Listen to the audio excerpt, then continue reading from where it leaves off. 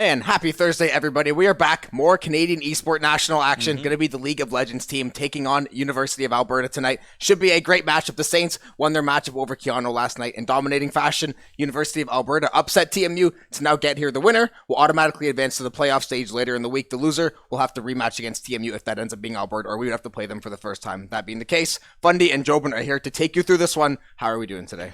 Great. Super excited, as this is I believe the first time we've had a league, or at least the first time I've been on the league stream here for Canadian National. So I'm super excited to get into this. And up against you, Alberta, it's a league team that we haven't really seen too much. I'm assuming if they haven't been in those NACE brackets and stuff, they've been on, the Western side of that bracket. So it's interesting to see some of these Western Canadian schools actually come in and, us just being able to see them on stream here. Yeah, and pushing us to that 9 o'clock start. Got to account for the West Coast people as well. But yeah, usually we're not going to see a lot of these teams. That's what the Canadians have been kind of interesting, because they're going to play, half the bracket is going to be those West Coast teams just by population density. It's going to be Ontario or pretty much the West Coast, a couple scattered in between there. So not often we get to see these teams. I know University of Alberta, they do have a very, very strong Valorant team, and they have a couple really strong teams in other titles as well. So it's definitely a school that has some background. They have, some allure to them. They have some quality teams as well. So we should get a pretty good matchup. Although that being said, the Saints, I believe they were the 1 seed in their bracket. They should be heavily favored today. They're going on to land to play in NACE. They've had an excellent season, only dropping a couple games here and there. So definitely expecting to win. But with this new patch, there's a lot that's going to be different. Luckily, the meta hasn't shifted too much, but there's definitely some very large changes. Yeah, key item to look at being Heart Seal and Jack Show. Yeah. Those are 2 new mythic items, 2 tank mythic items to come in. One of them, Jack Show, being more of just like a sustain kind of keep yourself in the fight kind of item. It's going to increase your resistances as well as heal you over time there. And then Heart Seal being the one that is literally just, I guess, a Scion W passive. It's just going to constantly increase your max health, and you're just going to be able to keep stacking that throughout the game. So that's a very interesting one. And due to these items, couple other items have kind of become more prominent in terms of countering them, and that's going to be items such as your Kraken Slayer, such as your Divine Sunderer, such as your Blade of the Ruin King. Anything that increases that max health damage just has become so much better. And, Blade of the Ruin King was already an item that we were seeing built on so many champions, and now it's just even more viable in this new patch. Well, remember, Divine Sunderer was being built on every single champion almost. They pretty much had to nerf it into the ground because people were just building it in every single lane all over the place. Now, as you said, it's probably going to creep back up. We're going to see a lot of it. As far as champs go, Cassante definitely in a very, very strong spot, especially with the scaling tank items now. He already had what basically seemed like 1 billion HP. Now you're able to just keep flipping that HP. We've seen the raid boss, Cho'Gath. There's a couple other tanks that just get the health bar is as long as the screen gets, pretty much. So a couple of changes in that respect. The jungle saw some changes too. Now you got to pick your starter from Professor Oak. You pick one of those jungle pets. The smite does more damage later on in the game, up to 1200, I believe it is. So a couple of changes in the jungle. Maybe, not going to see as many Baron steals with that Varus Q or anything like that. But either way, to be some really interesting changes. Alonzo probably going to be the one affected most because the jungle changes, but I'm sure they've had enough time to scrim. A week is not that much time, but I'm sure they've been working away at it. Yeah, 100%. It's league players in the end. New preseason comes out. League players are going to be playing What am I game. building off meta? Exactly. But one thing I would love to see today, I'd love to see the Action come out. We got to see it briefly on stream from a few other teams, but we've never seen the Saints actually pick up that Action. And I think with all the on-hit Action can stack up, the fact that Bork is so much better now, the fact that Kraken Slayer is so viable, I think there's actually a chance we could just see Action be an amazing, just a lane bully, just an absolute hard carry to come through. But we haven't seen it from the Saints before. Maybe you, Alberta, will give us a nice treat tonight. Yeah, maybe the Saints, will play something out of that champ pool, but I know they've been consistently playing kind of the same champs the last couple weeks. Probably going to see that Caitlyn, probably going to see a Varus one way or the other. Going to see a lot of the same comps. Like I said, the meta hasn't shifted too much. Just a couple changes like that Chemtech Dragon coming back, and a couple small things are on the map like that, like the Blast Cones and some of the Vision plants as well and things like that. So the game, in still of a similar position, definitely should be a nice twist on it though. With that being said though, going to wait for the players to get into draft. Saw them loading up a couple minutes ago, so they should be ready to go just soon enough. We will catch you guys after the break. Canadian Esports Nationals.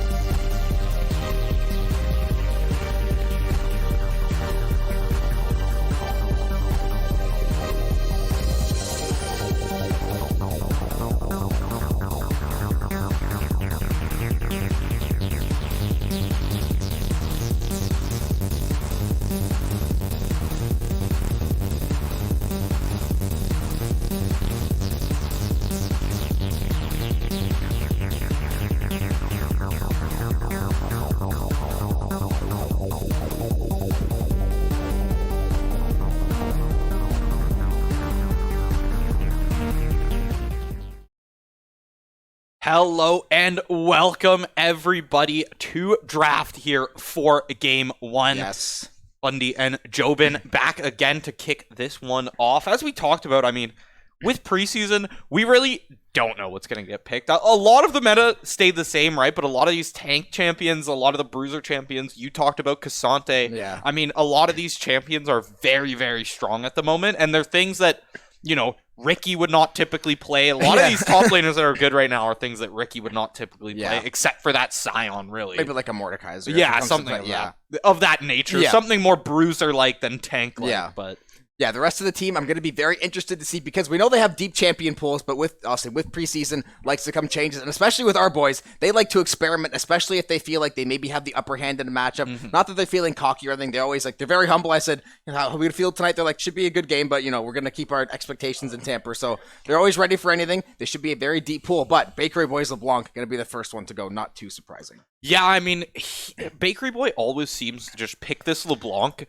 go even in lane, and not really like, you're like, oh, he's fine in lane, but he's not necessarily like stand out. And then 18 minutes into the game, it's just Bakery Boy has killed X, Bakery Boy has killed Y, and the kills just start racking up, and the damage is just unstoppable. You see Saints are going to pick out that Shen as the first ban there. Yeah, so one of the top laners, I think, not fell out of grace, but haven't seen him picked quite as much, but I'm sure with this new update, he has a lot of utility. He's got that universal ultimate as well, so he's a very strong, very solid top laner. Going to get that one out of Ricky's head. Hecarim going to be banned away. I know Alonso has played in the Hecarim, I think a decent amount. I don't think we've seen it in a while, though. Hecarim is kind of one of those like knife's edge champs. Usually you're either kind of running it down because you're kind of too fast to get in there, or, you know, you end up hyper carrying the game. So it's a champ that definitely, you know, you want to keep him from getting around the map. Yeah, Hecarim been a pretty popular champ in solo queue as well. Just one of those junglers that's been on the higher end of power for months at this point, and Saints are going to answer back with a Wukong ban. Now, Wukong is a champ that, like, I feel like it'll be like 2 months where he's never played, like 0.1% pick ban, and then he'll come back in and just be a must pick after like a 5 damage change to one of his abilities or something like that. Like, that's all it takes for this champ to go back and forth.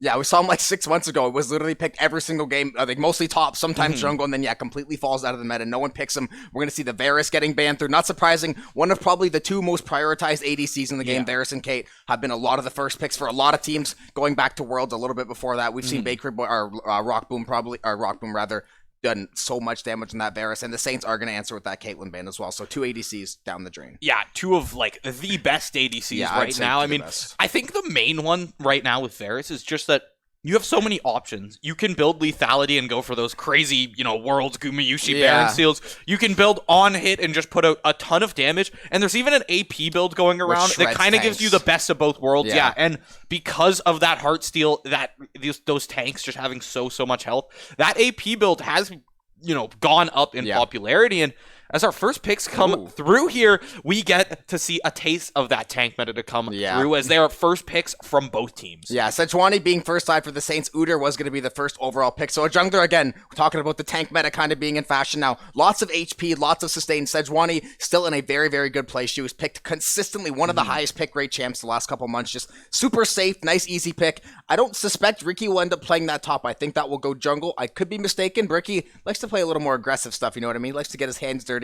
Likes to try to make his impact on the game. We're going to see Akali and Sylas going to be our mid lane matchup as well. 2 very, very strong champs. Yeah, I mean, both of these champs definitely can be flexed to other roles, but it's pretty safe to assume that's going to be our mid lane matchup. And I mean, both of those champs, I'm not sure where they're necessarily at in the meta right now. Obviously, the Sylas is still pretty solid. The meta is definitely progressing still and still being figured out. But, I mean, Akali we saw in Worlds a decent amount. Sylas has always been one of those picks that can come out just to counter. I mean, the fact that you're able to grab any ultimate is great. And ADCs are next up on the chopping block, apparently, as we've got Ezreal and Kai'Sa to be locked in as pick 3 for each team, respectively. Yeah, I haven't seen, at least in Collegiate, I don't think we've seen too much Ezreal. Kai'Sa, I'm not sure if we've seen Rockman play Kai'Sa either. I'm sure, listen, this guy has a very, very deep champion pool. I'm sure they have some kind of strategy. Not sure exactly what kind of support they want to pair. I'm guessing going to be some kind of engage, maybe something like the Amumu, maybe even like, I know Blitzcrank got a couple buffs recently, so maybe we see that possibility as well. The Ezreal, though, haven't seen that too much, and that's why the Saints banned away the Yuumi. Yuumi Ezreal, very, very hard to track down, very hard to get those last shots on, and then the Aatrox ban. So we're going to see couple Ricky's picks probably going to go away here.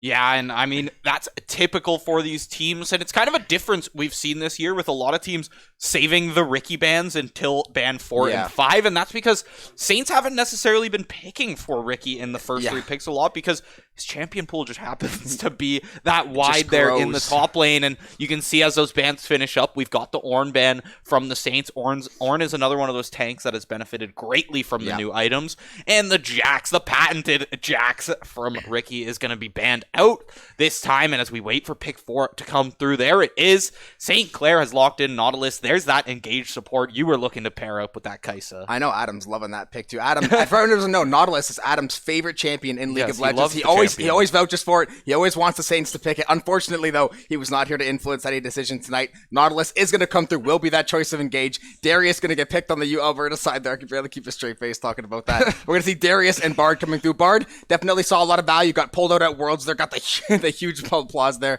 So going to round out the team for Alberta. The Saints waiting on that last pick, though, going to be the Olaf. So I'm assuming that's going to be Ricky's champion top. A nice aggressive play, can trade off with the Darius very, very well. So definitely should be an exciting top lane matchup nonetheless. Yeah, I think Olaf is one of those champs with that healing on his kit. He's able to kind of, battle it out with that Darius. But I mean, we have seen Sedge top before. It is a flex that can happen. Ricky doesn't... Sejuani is not necessarily attuned to Ricky's playstyle, to say the least. But I mean, it is that option that Alberta has to think about, right? It's the fact that it's there and they don't necessarily know who's playing what, because we don't see Ricky on Olaf a lot. I don't think I've ever seen him picked, at least in a collegiate game, maybe in the solo queue here and there. But coming into this one, it's definitely a new champ in the top lane there for the Saints, to say the least. And I want to talk about this bot lane matchup for a little bit, because I think this is definitely going to come down to those first, I want to say, 3 levels to come through. Yeah, I think so. I know Rockboom, listen, if we know Rockboom and Erase, they want to try to, as soon as they hit level 2, they're probably going to go try to find those kills, especially with that Kaisa. You're going to want to get in there, get lots of damage, trying to track down that Ezreal, especially with the Bard. 2 champs that are going to be very difficult to track down. Ezreal flashing all over the place, Bard taking those tunnels out of there. So it's going to be hard to track down, but they're going to have to try to get those lock on, finish out those last couple hits. But it should be a very, very exciting matchup. It's nice to see some different champs, because I feel like we saw literally the same 10 champs for 2 months, kind of like the World's meta. Yeah. So even though we see a little bit of crossover here with the Sejuani, the Sylas, even a Kali to a lesser degree, it's so nice to get a change of pace here and see a bunch of new champs. Yeah, I mean, going back to that, as much as we have seen Rockboom absolutely pop off on the Caitlyn and just straight up carry games on it is nice to just see Caitlyn and Varus just straight up banned out. Let's get some new ADCs into the mix. We've got a new season on our hands. Might as well shake things up a little bit. And Ezreal is a champion that, we haven't seen in a while, and Ezreal is always a treat to see, especially when that player is just on point with the skill shots and the damage. Ezreal can become a straight-up Gatling gun of Qs in the later game, so bringing that back in is just nice to see, right? We're just switching things up. Kaisa, super aggressive ADC, who can still scale decently well into that later game with her abilities, so it's always great to see that as well. But here we are, loading on to the Rift. It's going to be Saints on that red side. You of Alberta taking over that blue side. And it looks like it is going to be Ricky on the Olaf. Ghost Ignite to come through for both top laners here. Yeah, and not too surprising. Darius and Olaf, they want to find those early game kills. They have a lot of trading power, especially, Ricky going to take that Ghost. Both these players, that's what I expected to see. We're not going to see the same weak top fight we usually see, where it's like an Ornn and a Sejuani just kind of tickling each other back and forth. These are 2 champs that you want to start those fights. You want to engage nice and early. Ricky chucking axes all over the place here, trying to make sure there's no Alberta members hiding out in these bushes. The Saints going for a nice little walk, pop a couple emotes, try to get some vision, but nothing going to come of it. Yeah, they do grab the ward there, and they're able to drop it down. Alonso started Bulbasaur, too. Yeah, nobody really spotted out. I think both of them started Bulbasaur. I'm not sure if does the item portrait change based on which one you pick? I believe so, yeah. Okay, like red, so they're both Bulbasauring it this time at least. That's going to come in. They do actually clear with that weird ward, so that's going to be a slight XP advantage to this Darius and to this Udyr in the starting of this game, and that could actually be the tide turner there in top lane. Just a little bit more XP. You might be able to grab level 2 before Ricky there, and when it's Darius with a level up in lane, especially at the first level 1, level 2, level 3, amazing champ in that situation. Looks like we are having some classic League spectator hitches here, but normally this does clear up in just a few seconds. Yeah, it'll be good in a second here. And that's the thing, too. With Ricky taking the Doran's Blade instead of the shield, even if Darius maybe does get that level a little bit earlier, Ricky is definitely going to have the advantage the longer these trades go, especially if he's able to land like several autos back to back to back, try to chain them together. So giving that Blade, Ricky definitely going to look to trade a little more early game. The shield going to be a little bit more of a safe pick, and picking that into Ricky, knowing how proficient he is in this top lane, definitely an understandable decision. Ricky, though, already going to get a couple swings here, try to recover those axes there. And both these top laners are already going at it. Oh, are they going to land it too? Look at a race. They're always looking for the angle. Yeah, they're always looking for it, and they're actually able to zone off the minions pretty well, and we might actually see an all-in here. Both ignites burn, both summoner spells burn from both sides here. Ricky's still bleeding from that hemorrhage passive, but he's actually going to hit level 2 first. But in the end, they both hit it just about the same time, and we are back to a stalemate. Both summoners burned. That is going to be, info to both junglers from each team that, these top laners, they're fresh out of gas. No subs top. Ricky already going to get early ganked here. Udyr is going to walk up behind her. Ricky's going to be in a very bad way, realizing he's going to have to go for the kill, though. Darius going to land a spin. 1 HP on the Darius. Ricky not going to be able to get away from this Udyr. Not going to land the axe throw as well. That's going to be first blood to Alberta, ending up taking out that trade, just like you said. No sums top, come and get some. They're able to do just that. That ghost and that ignite getting burned early, and Ricky getting burned. Yeah, and I mean, Ricky tries to fight it out with the Darius at the end of there as well. AFK Shadow is the one on that Darius, but he was not able to hit that Desperation Axe throw into the bush, and it is going to be the Udyr grabbing first blood. But because of that, it's actually Alonso there. Timmy's at 3 a.m., who's able to grab a little bit of a CS lead, but in the end, what does the CS lead mean when they grabbed 400 gold? That Udyr's going to be able to grab a Kindle Gem and start building these items. Believe Kindle Gem builds into both of these new tank items, but I could be mistaken. But either way, it's a great pickup at the starting, especially for an Udyr. I mean, you grab health, you grab ability haste, can't beat that.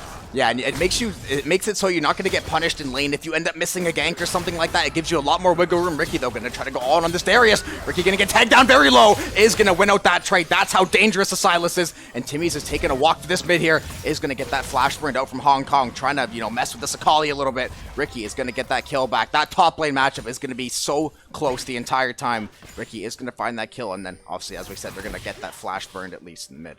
Yeah, so we're back to pretty well even. 500 gold lead here for you, Alberta, but nothing too serious to come in as the items and the power levels are still pretty well even. You see there's a bit of a gold lead still in the jungle, but in terms of the lanes, they're pretty well even here. Only seeing literally like 40-50 gold apart in most of these lanes here. Bakery Boy and Hong Kong Player are just having these same kind of trades to come through, and the Silas is one of those champs who can kind of, with that W, you can heal up and kind of brawl out with this Akali. You see the Akali actually took a little bit of an advantage in these trades, but that also comes off of a back to come through. They grab the Amp Tome. They're going to have a little bit more damage in their pocket for those trades. Yeah, she did TP back to mid as well. So no summoners mid, maybe something to think about, but Akali, obviously, a very hard champ to track down. Just jump in the Shroud and bounce out of there. Head back to that tower, head back to safety, and Sejuani, not, decent mobility, but when she tried to get someone locked down, not really going to be able to get away from those tower shots if something goes wrong. Erase.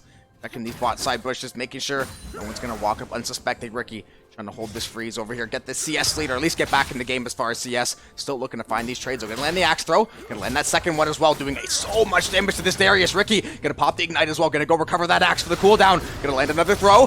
Hook is going to go through Ricky. Going to get tagged up where the Udyr is here to help, though. Ricky in a very bad spot. And Woshi Garvin going to find his second kill on Ricky. Ricky thinking he had that kill. They're just a little bit too aggressive. Yeah, just a little bit too bloodthirsty there from Ricky, as it's actually Woshi Garvin to come back into that top lane, grab his second kill, and I mean, now this Udyr is ahead. Yeah. Like, at this point, this Udyr is definitely ahead, and you see Alonso just kind of creeping in this bush, seeing if Hong Kong Player is going to try to do anything about that wave, but it's just going to be crashed in, and now looks like the brunt of our action may actually end up in this top side river. You see both junglers around. It's actually Woshi Garvin who's went into that red side jungle.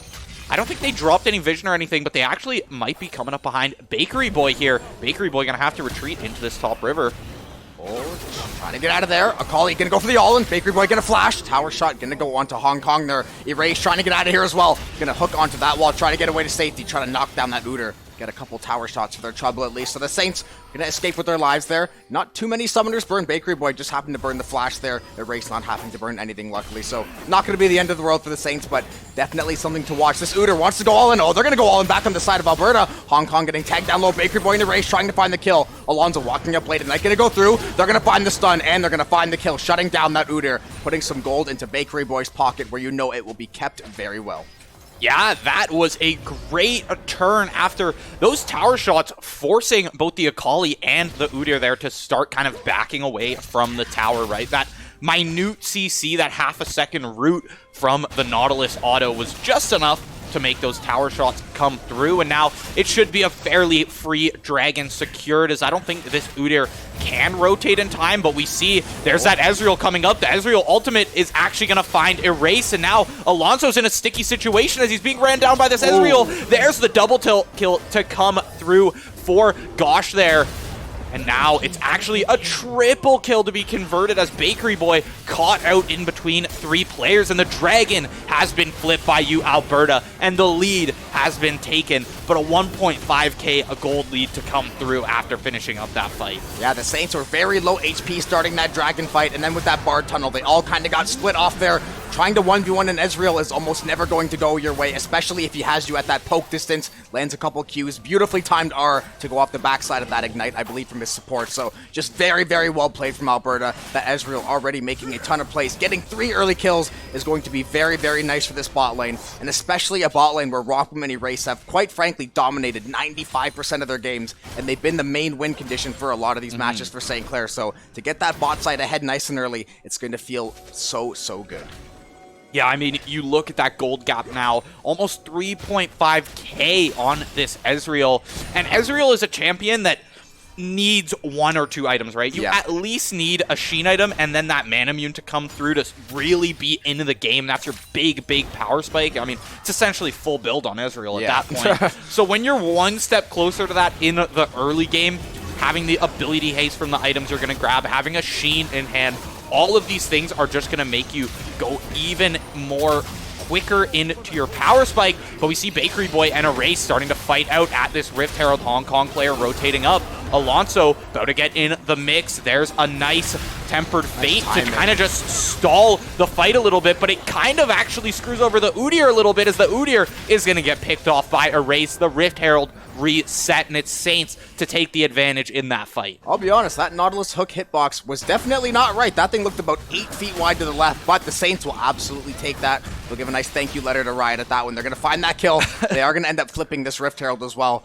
University of Alberta going to walk bot side here, maybe try to get some river, check for camps quickly. Hong Kong, no. Oh, Erase trying to go all the way in, trying to catch that Akali out sleeping. Bakery Boy still hanging around to this mid lane as well. These two are looking for some kind of angle here. Akali, though, going to be very difficult to track down. That's kind of the name of the game for this side of you, Alberta. A lot of these champs are just really hard to track down, or very, very mobile. Yeah, and especially when a lot of the CC on St. Clair sides, a lot of the engaged CC, Nautilus hook, your Sejuani Q, any kind of dash like that, Bakery Boy's chains there, all of those engaged are reliant on skill shots, right? The only thing that's really point and click is the Nautilus ult, which is now in Erase's hands, but at the same time, you really got to pick that target wisely, because you want that Nautilus ult to, if not find a kill, at least find 1 or 2 summoners. Yeah, exactly. And then you have the Sejuani R as well, so you're going to have a little bit more utility that way as well. They just use that to find that pick, but like you said, it's going to be very, very hard to land these skill shots, especially on this Ezreal, this Bard. They're going to be flying all over the map. Akali going to be invisible for a good chunk of the game there.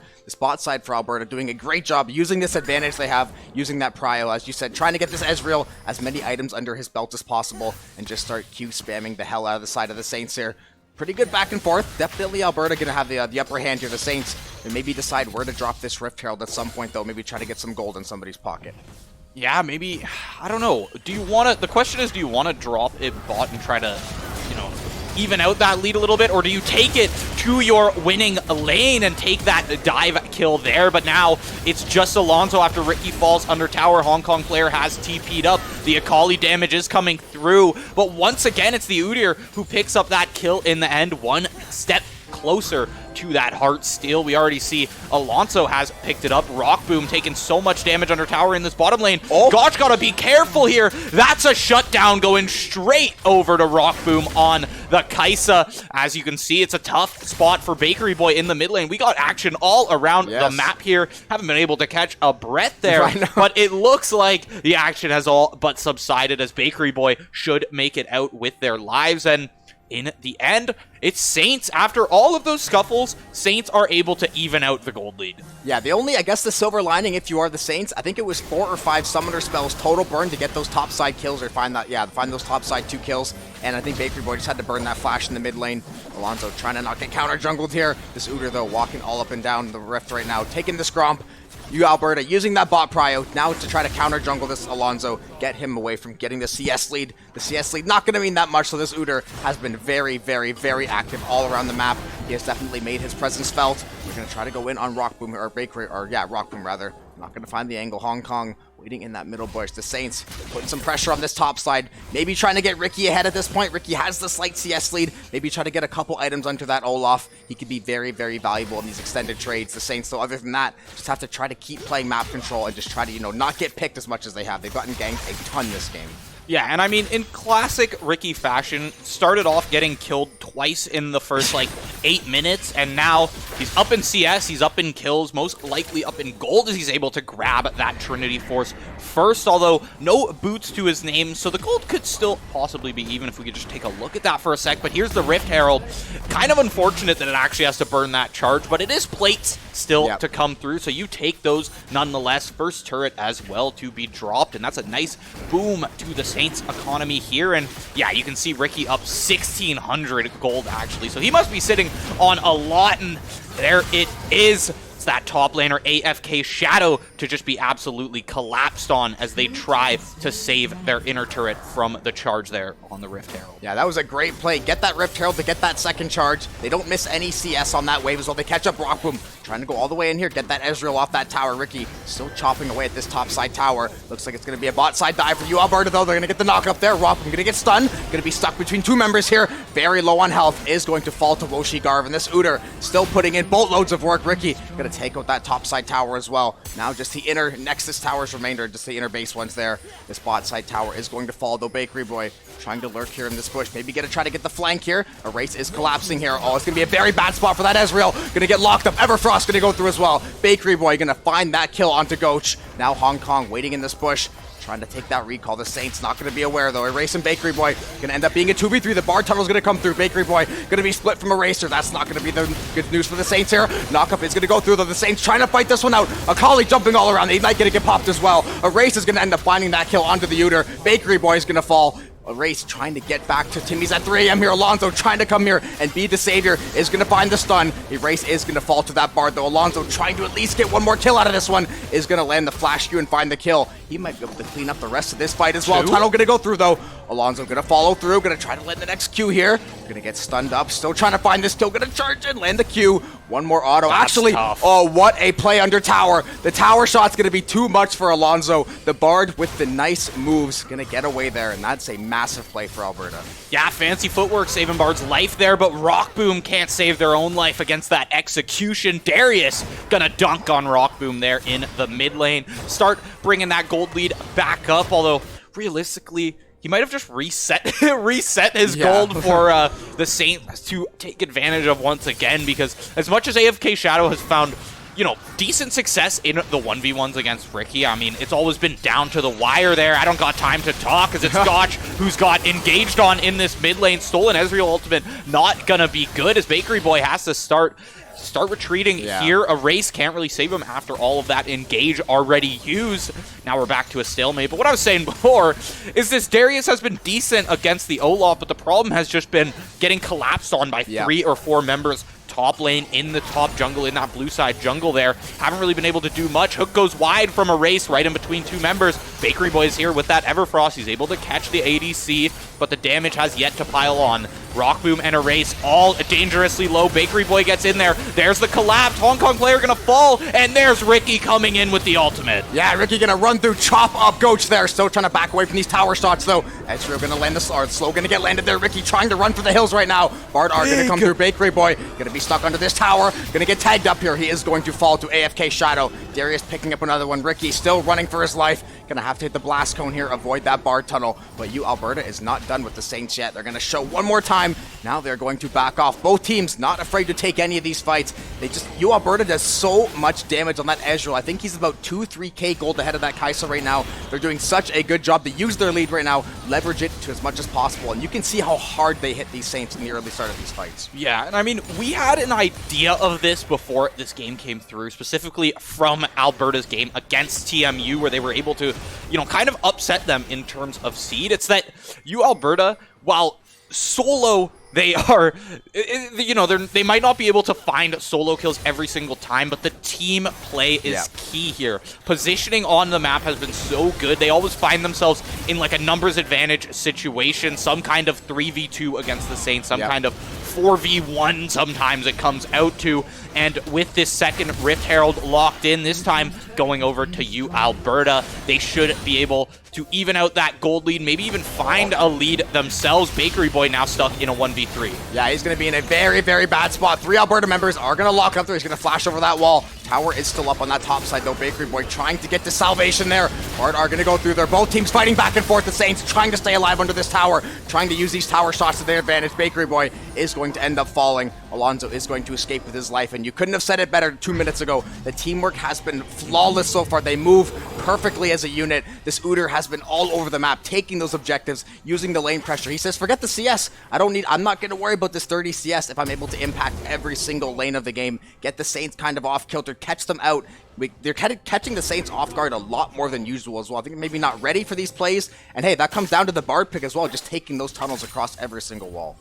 Yeah, and it's actually this Udyr who has opted for Jack Show, so that other new tank item to come through, and I think that's a great one on Udyr because Udyr wants to be, constantly throwing out stuns, just be in that fight and be a nuisance. So the fact that you're getting ramping resistances and, occasional heals from it as well is going to be a great one. On top it off, that heal also does a little bit of damage as well, but it's going to be the Earth Dragon or this Mountain Drake to possibly come through for the Saints. They are going to lock that one down, but that True Shot Barrage looked dangerously close to the Dragon there. They're also going to clean up that scuttle in the river, as it's a pretty well a stalemate. Neither team really wants to engage here because there's no objective to fight over now. So we might see a little bit of a lull in the action for a few minutes here, but it's all going to come down to positioning. As you see in the bot lane here, we've got a race, we've got Ricky, and AFK Shadow is just AFK farming there. There's the depth charge to come through off of that Nautilus. The hook is going to hit as well. Late TP. Olaf ulti cannot be stopped. You can't CC him.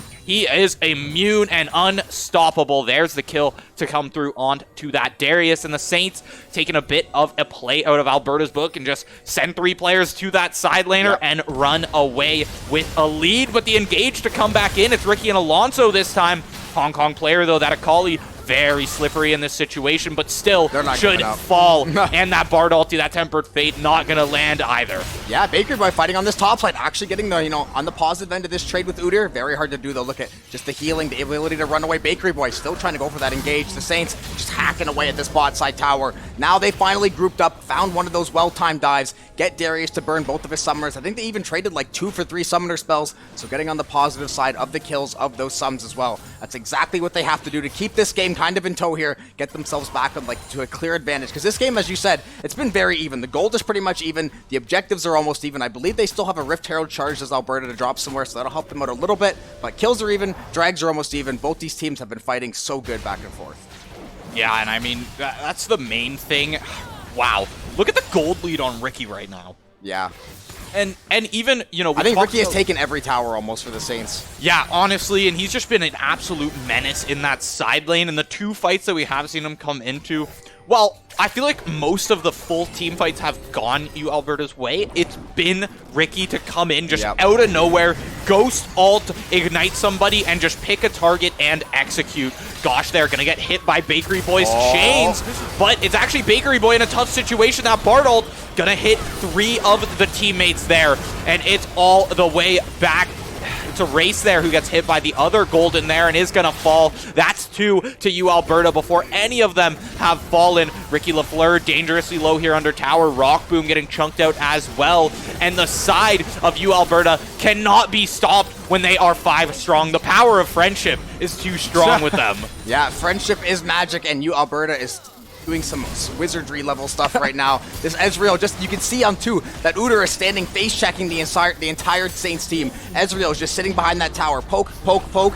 Before you know it, the Saints are all at half HP, trying to reel in that mid lane. They did use that Rift Herald to get that crash, to at least get some pressure in that mid lane, try to open up these objectives. The Baron is up right now. Not sure they're going to go for the start just quite right away. Those Dragons are going to be up sooner than later as well. University of Alberta trying to get this map set up so they can really start to take the advantage. And the Saints, it's what you said is right. It's really coming down to, can Ricky kind of win out these side lanes? Can he get that huge chunk of damage to kick these fights off? So far, though, Alberta has had a lot of answers to these tactics.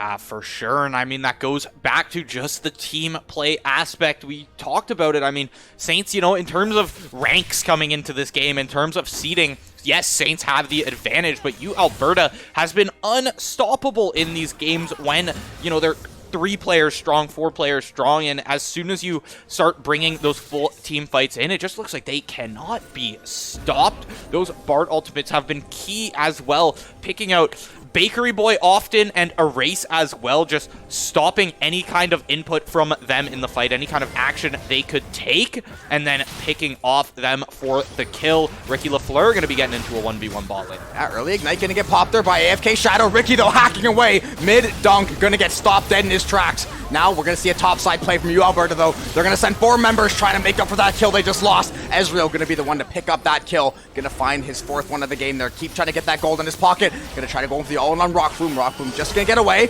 Barrage not going to land, though. Hook is going to go through. Erase trying to go all the way in here, but 3 Alberta members are all there waiting with open arms. Erase in a very, very bad spot. Maybe getting a little bit too aggressive. Ricky, though, doing a great job to split push in this side lane on the bot side, but Alberta getting tons of value, getting that middle inhibitor. Ricky at least is going to trade out an inhib, or actually not going to quite finish that one. So Ricky trying to get that side lane push going, that split push. But U Alberta right now, if they keep connecting like this in the mid lane or invading these topside jungles, I'm not exactly sure how the Saints are going to go about beating them in a 5v5. I mean, at this point, Ricky's split push is that saving grace. It's the thing keeping them in the game right now, because it forces U Alberta to back off a little bit. But Ricky in the midst of 4 players right here. Bakery Boy on the TP in, but Ricky does not have the health pool for that. Bakery Boy might actually be able to find a bit of an execute off of that Bard portal. Has to go golden in the pit. It's only Rock Boom here for support. Dodges that Ezreal ultimate. Alonso is back for this team fight. The CC is now here, and the damage is there in the backline as well. Rock Boom and Bakery Boy chunking down Hong Kong Clair before they have to start retreating. Alonso getting dangerously low as well. Rock Boom finds a kill before being traded away to that Ezreal. Ghosh is on a rampage right now. They're going to go back to that Mountain Drake. And that's why Ezreal is so tricky to lock down. Didn't even have to burn Flash or Cleanse, and was right in the middle of that entire fight. And then once he got to the back line, behind that Udyr, behind that Bard, he was able to just chip away at the Saints. Rock Boom was able to trade one out, but this Ezreal has been so strong for University of Alberta so far. We're going to see Garvin just keep farming away. Every single member seems like they know exactly what to do, when to do it, and what teammate they need to support at the right moment. And so far, they seem to have the Saints' number as far as those objectives go. The Saints going to try to get some vision control over this Baron, maybe realizing if we can get this Baron and send Ricky to go sneaky out a backdoor push, we could really make some play. Alonso going to be ready for the stun, though. A couple members of U Alberta are going to be here in this topside jungle. The Saints are going to try to go in and find this kill. A lot of damage going over on Alonso, though. The stun going to go through. TP going to come in backside for Alberta as well. The Saints are going to be in a world of trouble. Goach finding yet another kill. Stun going to land.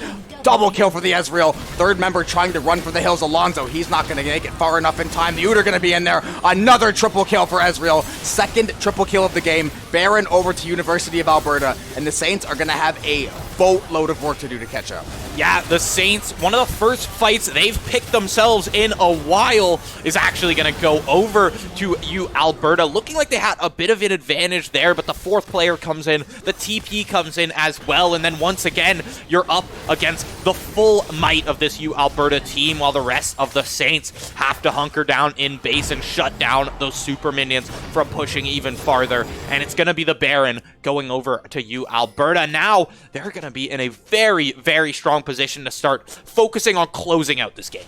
Yeah, they're in very good position. They're in one of those spots right now where as long as you don't make any critical mistakes, not that you theoretically win the game, but it's very, very, it's very easy if you just play safe, slowly keep these waves pushed in. If the Saints want to take a fight 5v5, I think you invite them with open arms. You welcome that at this point. That Ezreal does way too much damage. As we said, once he gets that 3-4 items especially, just infinite amount of Qs he can land. He flashes all over the map. Hasn't even really had to burn the cleanse. I don't think Erase has landed that hook on him. Such a tricky champion to lock down. Oh, we're going to see someone get locked down in this bot side, though. It's going to be Ricky. Going to pop that R, try to go immune here. Lots of members going to come up for the fight, though. AFK going to find that kill under Ricky. Stun going to go through. The Ezreal R is going to land on Alonso there. Erase trying to work in this back line. It's going to be the kill. Kai'Sa's going to find that kill. Rock Boom. Udyr down to 1 HP. Kill not going to be found yet. Rock Boom going to flash. They're trying to take out this Udyr so bad. Shadow is going to find a kill, though. The Saints are getting absolutely rolled. The Akali jumping all over the rift. And the Saints, this might potentially be the end of the game.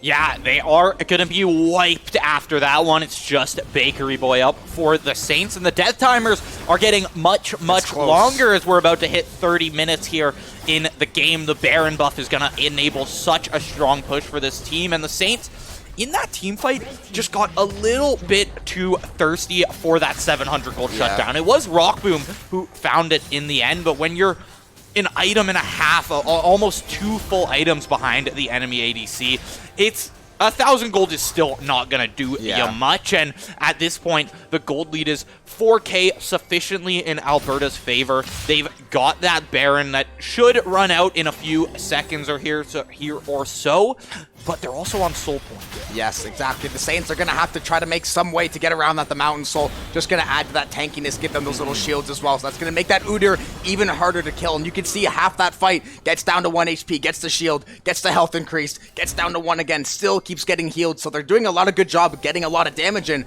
But even though they're kind of focusing the wrong champion, that Ezreal is the one to play around with the Udyr, though. Doing a great job kind of protect the president for that Ezreal. The Darius and the Udyr throwing their bodies on the line. Look at the Bard as well, though. 2 kills, 18 assists. Yeah. Just guiding that team all over the map with those tunnels. Yeah, that Bard had a perfect KDA. Hammy there was, 2-0-10, I believe was the last time I saw him with that perfect KDA. I'm not sure which fight he actually ended up falling in, but it's Ricky stuck in a 1v4, trying to cut down Hammy there, but he's not able to do it before he falls against the 4 of them. And that's going to be Ricky picked off in the side lane. The one thing keeping the Saints left in this. And now 3 Saints in the mid lane. They're grabbing that outer turret, and they gotta run because there is Alberta players on the way. That ultimate not going to land from Alonso as well. Rockboom trying to kite out as best they can, but this Udyr is just too tanky. Erase falls. Yeah, AFK Shadow hitting like a truck. Rockboom being tagged down to 1.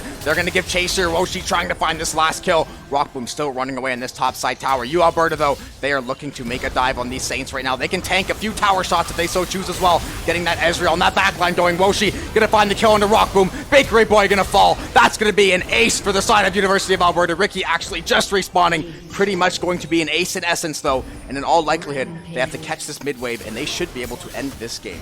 That is all but the game here. We actually do see that Bard and AFK Shadow there. Hammy and AFK to start pushing this mid wave. But yes, with these death timers, it should be all but the game. But you see, it's Alberta who's actually going to back off and just go, all right, we'll secure the soul and just play for next fight because they're already dominating the team fights, right? Getting the Mountain Soul just all but secures them that win, barring some miracle from Rock Boom, maybe assassinating that Ezreal at the starting of the fight or something like that. But there's more than just the Ezreal as a threat now. That Akali is outputting so much damage. Udyr, like I said, just an absolute nuisance in the fight. Can't really be stopped sometimes, and just you can't find the kill onto the Udyr. And AFK Shadow, it's still a Darius. You can still have a 40% true damage execute to come through on that ultimate. So it's still something you got to worry about. And right now, the greater sum of Alberta's team is just outpacing the Saints in this game and in most of the team fights. Yeah, this team just, like, they're all like on a string together. Like when people, if you play like basketball or sports, the coach tells you, you play defense like you're all attached to the same string. You move as the team moves. And they, honestly, 90% of this game, they're moving in groups of 3 or 4. The Saints now trying to catch them out topside, but the rest of the members are here to help out though. Rockboom trying his best to get some damage in. 100-0. Woshi finding that kill. Goach finding yet another one. Gonna make it his 12th of the game. University of Alberta just has every advantage. I was gonna say the only shot the Saints really have was to kind of stay alive for 6 minutes, try to flip that Elder Dragon, maybe try to win a team fight that way, but going down on that Mountain Soul, being down as much as they are in golden items, it was gonna be a 1 in a million shot. There's still that small chance, but University of Alberta can just slowly crack away at these towers, and they should be able to eventually put the squeeze on. Yeah, eventually there's gonna be no more towers left on the map to save you, and that's what Alberta is shooting for here. They've only got 4 left to take down, and there's 1 out of 4 taken. The inhib on the top side gonna fall as well to the might of Alberta here, and as the Saints start clearing out these minions, the problem is, at this point, the Saints need to assume if they see 1 Alberta member, they're gonna see the rest of them. There's the TP to come in as well. Big true shot barrage there from Goach on that Ezreal. He's able to hit 4 members of the Saints, chunk them down before this fight. You already see Ricky just running back to base. He's like, I'm not going to take this fight at half health. Tempered fake and a miss from that Bard. That's a key cooldown to have off in the fight, but now, Alberta, the fact that they just missed those big cooldowns, all right, we'll just head over to the Baron, force you guys to come to us. They know if the Saints try to contest this Baron, they can probably win the team fight. Yeah, University of Alberta, I think, undisputedly wins a 5v5, no questions asked. Probably even, at this point, they're so far ahead in those items. And this Ezreal has done such a good job of getting out of danger. He got caught out in the early game once or twice, but the Saints haven't been able to kill him. And I think the last 20 minutes, he's done such a good job getting in, getting out. Same with that Akali as well. Had kind of a slower start to the game, didn't have a bad start, just kind of even in the laning phase. And then slowly but surely just taking over these team fights. These very well-timed TPs from Alberta as well. They always seem to have the right line. Look at just going a 5-man conga line right down the mid lane. ARAM style. They have those super minions in tow as well. The Saints are going to have to play the defense of a lifetime, but Ricky is just not going to do quite enough damage there. Inhib did respawn on that top side. The Saints are going to try to make a player. They're going to try to land a couple stuns here. Use those tower shots to their advantage. Ricky going to be in the middle of all those Alberta members, still trying to get to that Ezreal in the back line. Hook's going to land. Ezreal finally going to fall over to Ricky. The Saints maybe trying to turn this fight. Bakery Boy in a 1v1 there. Hong Kong going to find a kill though. The Bard picking one up as well. The Saints are going to have to really work to finish this one out. Alberta though, just too much damage for St. Clair. They're going to take out 4 members. They're going to take out these Nexus turrets, and they're going to take out game 1, and they're going to move on to series point going into next game. Yeah, Rock Boom and Ricky, the main damage of this Saints roster just falls too early in that fight. And you know, it looked promising for a sec for the Saints, but in the end, it's that greater force of the whole team of Alberta to come through. And what a spectacle of a game. I mean, they showed us just what good teamwork can do and good positioning and out macro just over the course of the game. Yeah, besides the Saints having a couple nice moments, they kind of got dominated front to back. They're like, it never looked like Alberta was really behind in the game. The Saints had that small gold advantage off the Rift Herald and Ricky crashing a lot of towers, but Olaf can only do you so much. CC immune is fantastic with the R, but when there's 5 members breathing down your neck, fresh cooldown, summoner spells out the wazoo, it's just so hard to deal with. And the Saints, as we saw, Alberta literally moved in like a 4-man platoon all over the map the entire game. And Udyr, I think it was like Goshi, I can't remember his name exactly, but the Udyr definitely was the original playmaker, got things going in the early game, and then when it got to that later game, they just had such a nice time grouping up and finding those kills back to back. Yeah, that was the main thing, just the group of them finding those kills. And every time the Saints would try to collapse on 1 member, there's 3 more members waiting in the fog of war, waiting in the bush, and then the Saints actually end up getting the fight turned on them. And Alberta, we're seeing a glimpse of exactly how they upset TMU in that bracket, now coming through to upset the Saints here in game 1. But the Saints, you know, they're always ready to rally back into game 2, and we are going to return to you with game 2 draft after a short break. Health, grab ability haste, Can't beat that. Yeah, and it makes it so you're not going to get punished in lane if you end up missing a gank or something like that. It gives you a lot more wiggle room. Ricky, though, going to try to go all on this Darius. Ricky going to get tagged down very low, is going to win out that trade. That's how dangerous the Silas is. And Timmy's is taking a walk to this mid here. We're going to get this CS lead, or at least get back in the game as far as CS. Still looking to find these trades. They're going to land the axe throw. Going to land that second one as well, doing so much damage to this Darius. Ricky going to pop the ignite as well. Going to go recover that axe for the cooldown. Going to land another throw. Hook is going to go through. Ricky going to get tagged up for the Uter. Is here to help, though. Ricky in a very bad spot. And Woshi Garvin going to find his second kill on Ricky. Ricky thinking he had that kill. They're just Nautilus auto was just enough to make those tower shots come through, and now it should be a fairly free dragon secured, as I don't think this Udyr can rotate in time, but we see there's that Ezreal coming up. The Ezreal ultimate is actually going to find Erase, and now Alonso's in a sticky situation as he's being ran down by this Ezreal. There's the double kill to come through for Gosh there. And now it's actually a triple kill to be converted as Baker having a Sheen in hand. All of these things are just going to make you go even more quicker into your power spike, but we see Bakery Boy and Erase starting to fight out at this Rift Herald. Hong Kong player rotating up. Alonso about to get in the mix. There's a nice tempered fate to kind of just stall the fight a little bit, but it kind of actually screws over the Udyr a little bit, as the Udyr is going to get picked off by Erase. The Rift Herald reset, and it's Saints to take the advantage in that fight. Well, at some point, though, maybe try to get some gold in somebody's pocket. Yeah, maybe, I don't know. Do you want to, the question is, do you want to drop it bot and try to, even out that lead a little bit, or do you take it to your winning lane and take that dive kill there? But now it's just Alonso after Ricky falls under tower. Hong Kong player has TP'd up. The Akali damage is coming through, but once again, it's the one step closer to that hard steal. We already see Alonso has picked it up. Rock Boom taking so much damage under tower in this bottom lane. Gosh, gotta be careful here. That's a shutdown going straight over to Rock Boom on the Kaisa. As you can see, it's a tough spot for Bakery Boy in the mid lane. We got going to be split from Eraser. That's not going to be the good news for the Saints here. Knockup is going to go through, though. The Saints trying to fight this one out. Akali jumping all around. He's like going to get popped as well. Erase is going to end up finding that kill onto the Udyr. Bakery Boy is going to fall. Erase trying to get back to Timmy's at 3 AM here. Alonso trying to come here and be the savior, is going to find the stun. Erase is going to fall to that bard, though. Alonso trying to at least get one more kill out of this one, is going to land the flash Q and find the kill. He might be able to clean up the rest of this fight as well. Tunnel going to go through, though. Alonso going to follow through, going to try to land the next Q here. Going to get stunned. Objective to fight over now, so we might see a little bit of a lull in the action for a few minutes here, but it's all going to come down to positioning. As you see in the bot lane here, we've got Erase, we've got Ricky, and AFK Shadow is just AFK farming there. There's the depth charge to come through off of that Nautilus. The hook is going to hit as well. Late TP. Olaf ulti cannot be stopped. You can't CC him. He is immune and unstoppable. Target and execute. Gosh, they're going to get hit by Bakery Boy's chains, but it's actually Bakery Boy in a tough situation. That Bard ult going to hit 3 of the teammates there, and it's all the way back to Race there, who gets hit by the other Golden there and is going to fall. That's 2 to you, Alberta, before any of them have fallen. Ricky LaFleur dangerously low here under tower. Rock Boom getting chunked out as well. And the side of you, Alberta, cannot be stopped when they are 5 strong. The power ultimates have been key as well, picking out Bakery Boy often and Erase as well, just stopping any kind of input from them in the fight, any kind of action they could take, and then picking off them for the kill. Ricky LaFleur going to be getting into a 1v1 ball lane. That early ignite going to get popped there by AFK Shadow. Ricky, though, hacking away. Mid-dunk going to get stopped dead in his tracks. Now we're going to see a topside play from you, Alberta, though. They're going to send 4 members trying to make up for that kill they just lost. Ezreal going to be the one to pick up that kill. Going to find his portal. Has to go golden in the pit. It's only Rock Boom here for support. Dodges that Ezreal ultimate.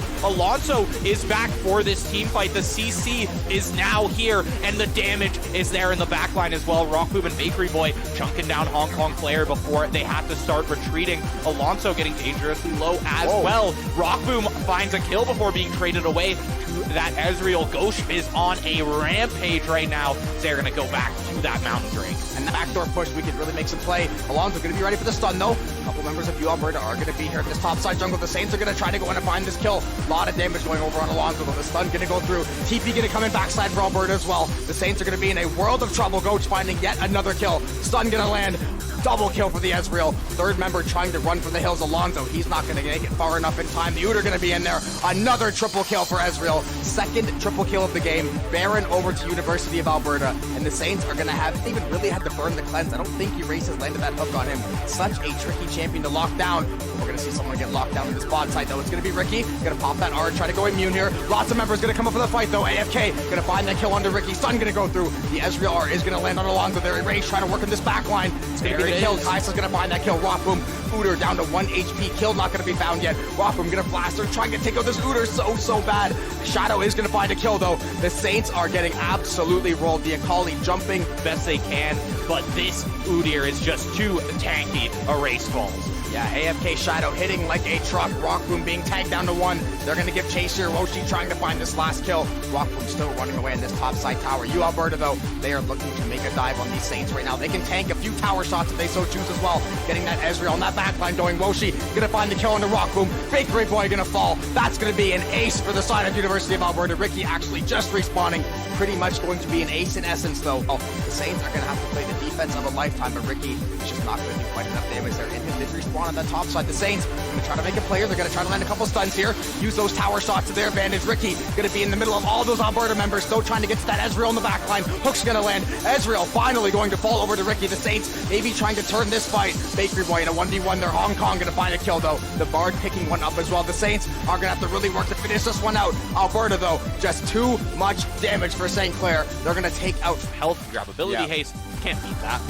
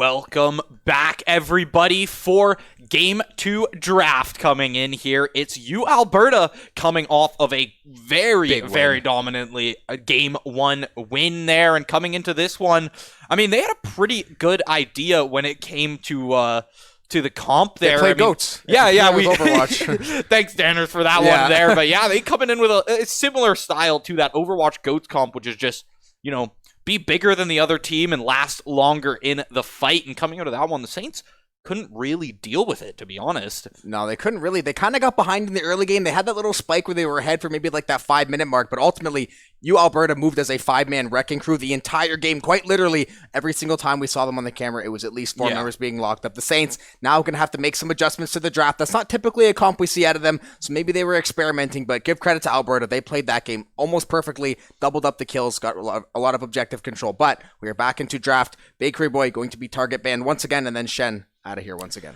Yeah, just rerunning those bans from Game 1, and they're solid picks to come through, especially, taking out that LeBlanc. Shen is always a global threat, but this time, it's Alberta to ban out the Udyr, and that was a very strong pick from them. It pretty much carried them through that early game in Game 1 there, so it's interesting to see that banned out. St. Clair coming right back at them with the Bard ban. I said, please, no moss, no more tunnels. They're done with that. Hammy. Yeah, exactly. Please, we don't want any more problems with that. We're going to see the Varus get banned out, so not too surprising, as we said. Kate, Varus, probably the 2 best ADCs. You can maybe make an argument depending on build and whatsoever, but Varus going to be banned out. Wukong going to be banned out. Adam gave us a little bit of a tidbit. Ravenous Hydra apparently completely bozo broken on a couple characters, Wukong and Hecarim being 1 or 2 of them, so that's why we saw the Hecarim ban last time as well. It did get through this time, so maybe one of these teams wants to pick it up. I know Alonso's got a little bit of time on it. We're going to see that Caitlyn first pick, though, for Alberta. Nothing surprising. Yeah, Caitlyn not banned out this time, and as we said, it's one of those primo ADCs to pick this season, and coming right back at them is a Lucian pick here from the Saints, and, we're assuming that second pick coming through is going to be the Nami. And there it is. I mean, that's pretty much the only bot lane you can run with Lucian at this point. The synergy is just too good from those 2 champs, and there it is, Jobin. Yeah, exactly. We had to see Lucian Nami. The Hecarim is going to come through for Alberta, so they're still going to get to keep that hyper-mobile champ that has that carry potential, and we saw last game that Udyr did a lot of work in the early game. Hecarim, another character, another champ. If he gets ahead, get a couple items under his belt, he can start to absolutely wreck the Rift, especially how they move as a team.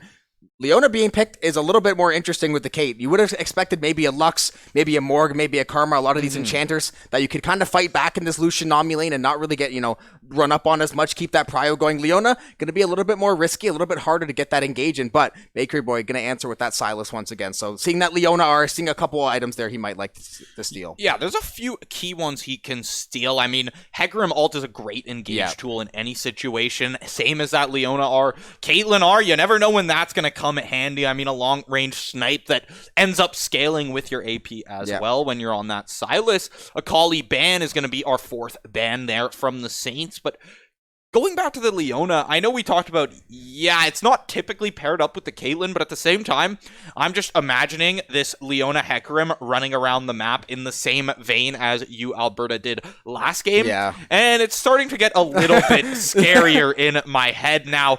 Olaf to be banned out from Alberta. One of the gears in that St. Clair team comp that was actually turning last game. One of the ones that was able to kind of keep them in the game for a little longer. Yeah. And that split push was hard to deal with. Yeah, and the split push, the game would have ended probably 8 minutes sooner if Ricky wasn't able to basically keep the bot lane shoved in the entire game. So he did a really good job. He was kind of like that solo act running in. So the Olaf ban, maybe not a necessary ban unless they really felt like, okay, Olaf's going to play into whatever we're going to pick top extremely well. We don't want to deal with that because Ricky, he doesn't play that much Olaf. Usually like the Jax, the Darius, the Aatrox, a lot of these meta champs. He definitely has that deep champ pool. We're going to see the Syndra ban coming out for St. Clair. Very, very strong mid laner recently. I believe got that small rework not too long ago. So another strong mid laner going to be banned out. And then the Darius going to be knocked out for Alberta. So Alberta banning a couple out of their own champs, maybe trying to keep them away from those Saints. Yeah, the thing about the Darius is, yes, it was AFK Shadow's pick last game, but as we know, Darius is very synonymous with a Saints player you might have heard of before, the top laner to come through, but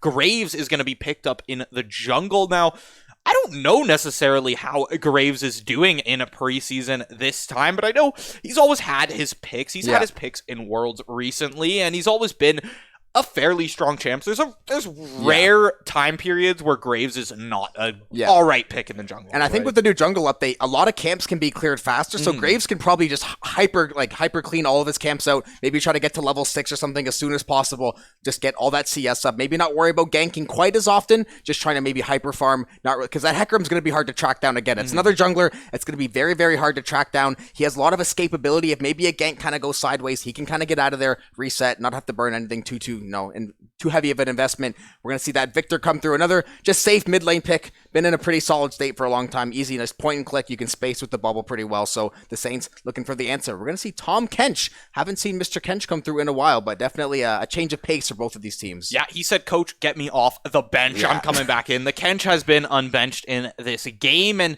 yeah, Kench, pretty safe top lane pick, and we are back to that classic top lane matchup of probably nobody's going to die ever unless there's 2 other players in the mix as well. But Kench Mundo is just going to be the classic wet noodle slapping top lane matchup. But interesting pick from Hong Kong player there. We'll assume it's going to be Hong Kong player there on the Victor because they went from a very aggressive Akali pick last game now to just a very safe, slow Victor pick where you're just going to be scaling up and grabbing those shards and just upgrading your abilities coming through. So it's a very different team comp from you, Alberta, but I can definitely see it kind of working out in the same way with, you've got your 2 kind of lane, they're able to hold down the lane being the Victor and the Caitlyn, and then all 3 other champs there can just come in, support them, provide these roams, provide these ganks, and we could end up just seeing,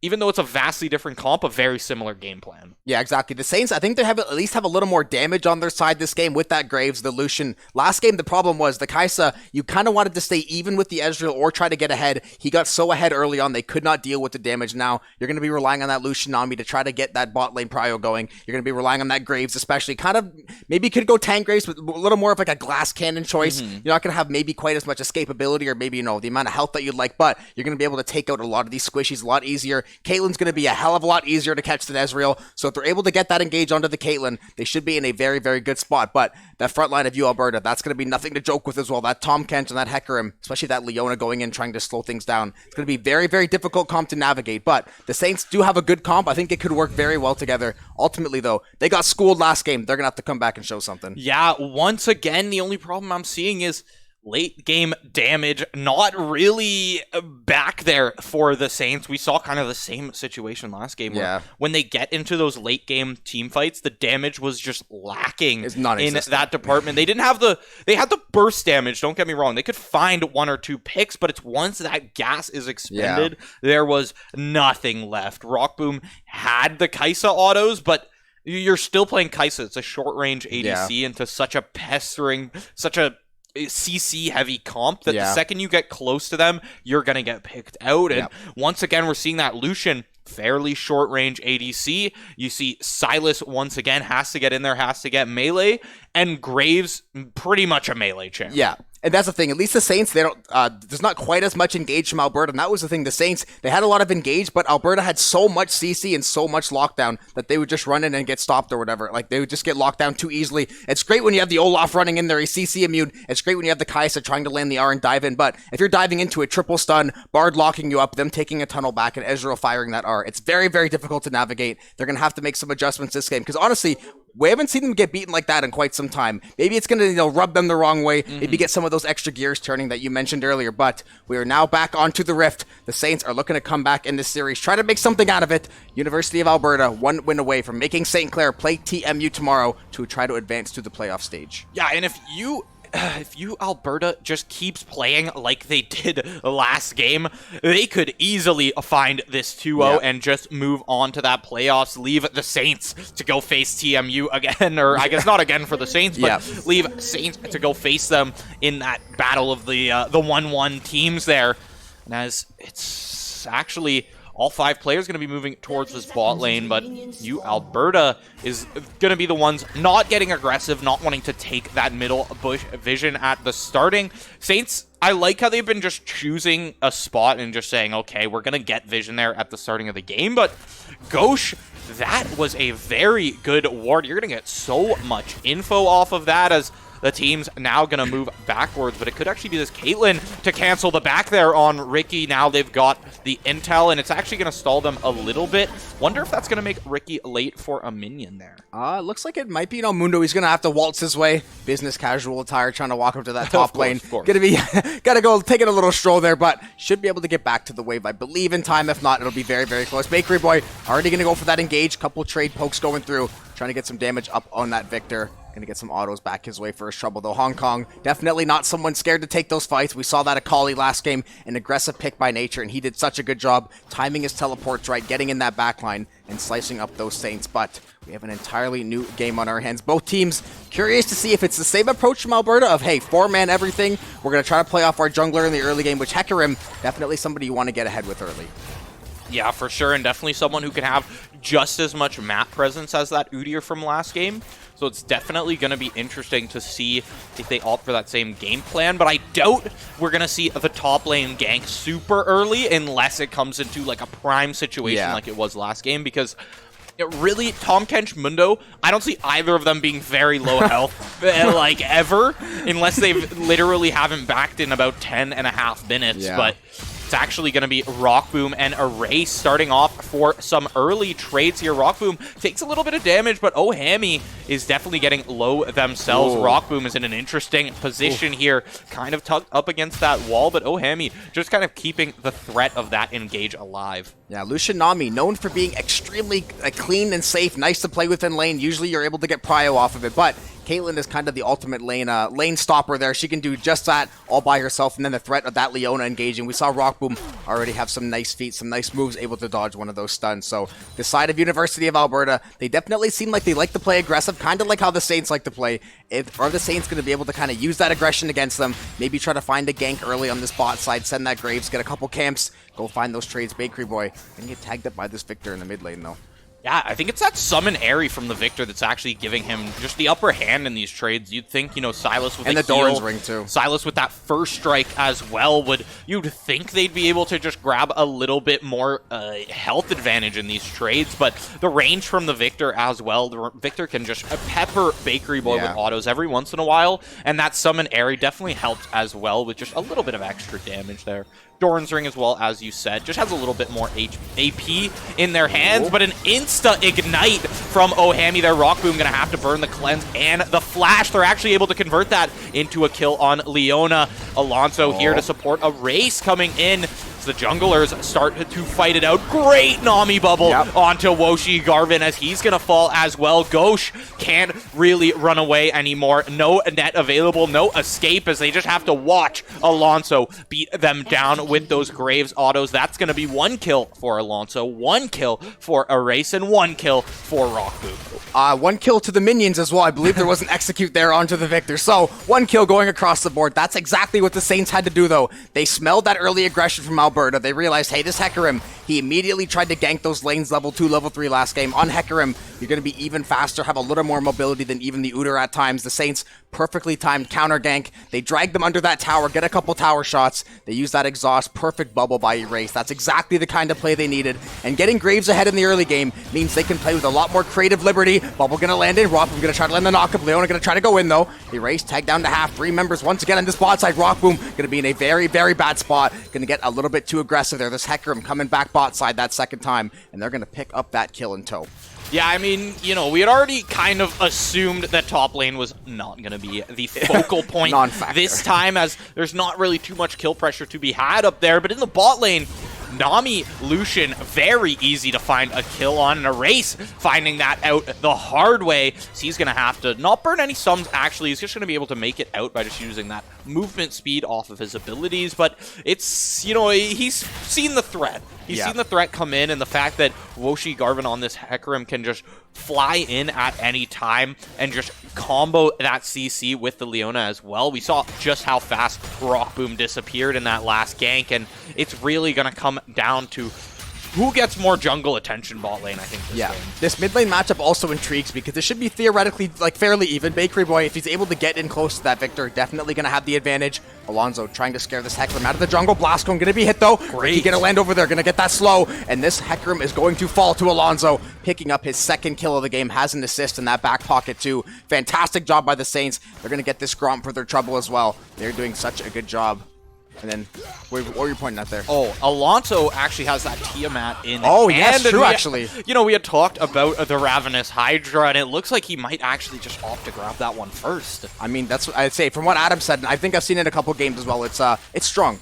That's the thing with preseason and huge changes. It's not always the champions that are like the biggest issue with the game. It's some of the items are just so broken when they come out. Rockboom, though, gonna have to try to dash away here. Two members of Alberta trying to collapse their race. Has to catch up to help his teammate here. Rockboom still trying to run away here. They're gonna maybe try to turn this fight. Bubble is going to be dodged there. Hecarim once again plotting in the spot side, trying to catch these Saints out. Rockboom, they don't have vision in that bush once again, and Rockboom is very low on HP. This Hecarim could jump over the wall and make an absolute mess out of these Saints, while Alonso quietly takes the dragon on the backside. Leona gonna land the engage there. Race gonna try to flash out of there. Is going to be able to. Alonso gonna pick up that fruit over there. Maybe gonna try to finish up this dragon. Actually gonna end up leaving it, it looks like. Just making sure nothing happens to this bot lane anymore. Yeah, and Rockboom and Erase thought they were completely fine. They're like, all right, Alonso's at dragon. They're not gonna come gank us bot side, but little did they know Garvin was just hiding in that bush, waiting for the misstep there. Luckily for Rockboom, never walked up too far, and it was actually Erase who had to get engaged on, and he was able to just kind of out-heal that one, make it away with their life there, and Alonso straight back to this first dragon here. It's actually a Cloud Drake to start us off once again. Yeah, little move speed there for the boys in green there. Alonso was starting on that dragon. That's the thing too that kind of cost them last game. It felt like, and you said it like in between games to us, it felt like they had no vision control anywhere on Alberta's side of the map, and part of that was they were kind of getting bullied out of 2 of the 3 lanes besides when Ricky was split pushing, but they also just seemed like there were so many times Alberta were like not making a like super crazy like intellectual play, but just sitting calmly in a bush. There's no vision. The Saints are like, oh, surely no one's here. As we just saw again, they almost get caught out. They're gonna have to be careful. They have this slight early game lead. At least they got the Graves with some gold in his back pocket. They're gonna have to do a lot to not throw this one away. Ricky though should be able to get a nice CS lead in this top side, but as you said, not gonna be that much kill pressure. So it's gonna come down to maybe if one of the junglers wants to go top, maybe set up some kind of dive. If they're able to play off a Rift Herald Crash or something like that, then you might have a kill window. But other than that, gonna be back and forth. Yeah, it's gonna take some crazy extended trade to get either of these players into the situation where they actually can be killed by only, you know, a top laner and a jungler, right? Might require just a few more players to come on that roam, but the culling gonna be burnt bot lane from Rockboom as they take that priority, push in that wave, start moving up this river. Maybe they're looking at that mid lane, that Victor looking juicy for them right now as they're just gonna be waiting in this bush. Hecarim right there at the Raptors, though, and Alonso nowhere to be found, but it looks like Hong Kong player has nothing to do as he did have flash available, but just not gonna burn it that time as you kind of were already dead after that initial burst. Yeah, especially, half his HP was gone right away. Probably wasn't going to end up escaping. Lucian especially, once that E gets off cooldown, you're gonna be able to dash right back over. Rockboom did have that flash in his back pocket if he wanted to, so could have just counter flashed.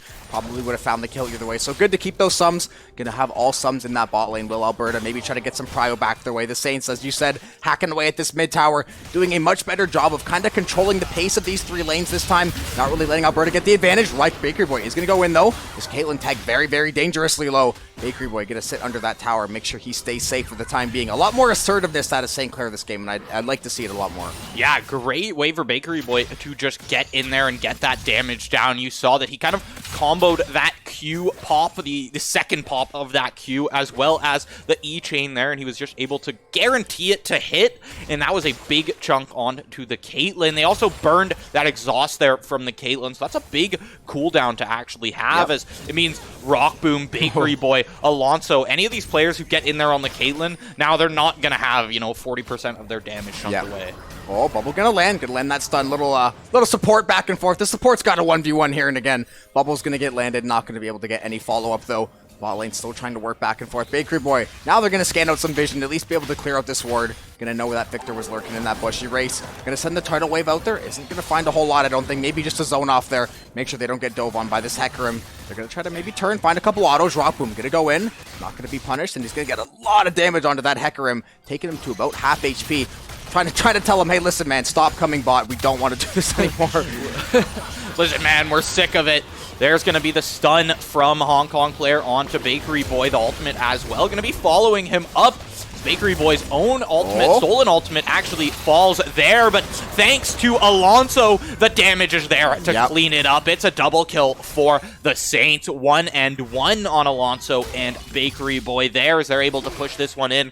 Grab a few plates mid as well. That's just going to, add even more to this gold lead that they've already found. Oh, Hammy trying to get in there, trying to stop Bakery Boy. There's the Ignite to come down. Rift Herald is going to clean this one up after one charge. That's going to be plates. That's going to be first tower found as well as this gold lead gets higher and higher, now up around 6k. Yeah, that's 2 kills, a Rift Crash, and only 1 Summoner Spellburn. Rockboom landing a ton of shots with that R there. Not going to quite find that kill. And Graves did rush that Ravenous Hydra, so it's what we maybe thought we were going to see. You can already see that damage output. Seems to be quite high. Going to have about a 3k gold lead on that Hecarim as well, so doing an extremely good job of counter jungling, making sure they're ready for these bot side dives. And the thing with the Hecarim too, if you come bot side and get no value, you're taking a lot of time away that you could be CSing, where Graves is just clearing these camps out seconds at a time. Then you try to walk, make a play mid lane, you're not able to get it. And that's the thing with Hecarim. Once you go in, if you fully invest it and you get locked down, you're in a world of trouble. And Bakery Boy so far is doing a very, very good job playing off of Alonso and doing work in this mid lane. Yeah, and you're able to burn that ultimate in that fight as well, and then just collapse on them after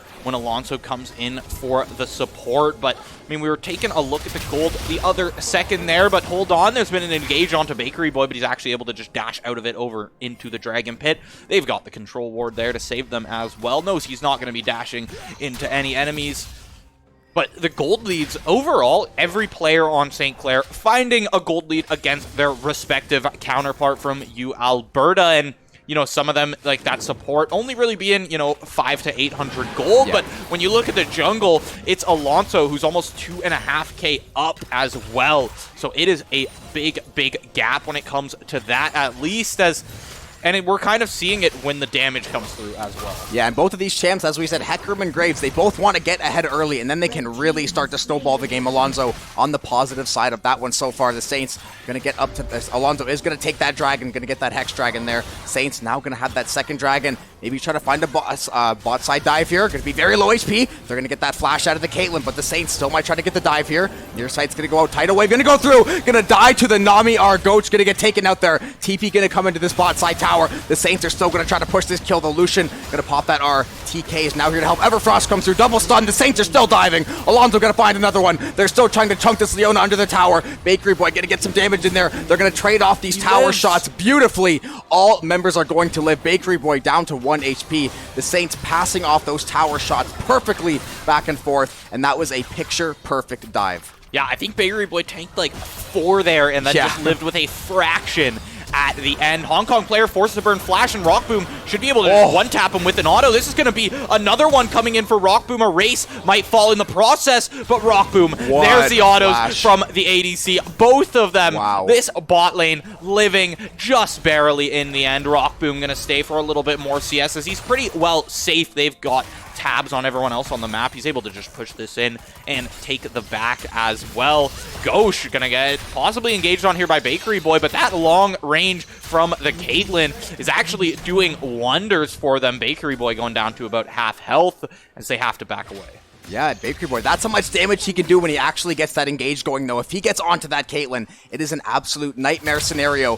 The Saints have been off to an absolute dream scenario. He is going to steal that Caitlyn our way. Ricky still chunking away at this top tower, and that's the tricky thing. Mundo is just a little bit harder to kill than Tom Kenchi's got a little more range to it. Ricky just played the Olaf Mundo. Very similar mechanics to reset the cooldowns, going to pick up the ability. The Saints trying to get some jungle invade going on here, basically trying to starve out this Hecarim. Alonso is so far ahead at this point, they realize, okay, okay, put all this money, all the items we can into this Graves, basically try to not let Hecarim play the game, and they're off to a very, very good start. This bot lane getting ahead also huge. Ricky gonna be stuck in a 2v1. Your Hecarim gonna walk up here. Ricky trying to get out of here, gonna try to get some damage up there. The TKR is gonna come through, gonna get stunned up, but so much HP on this Mundo.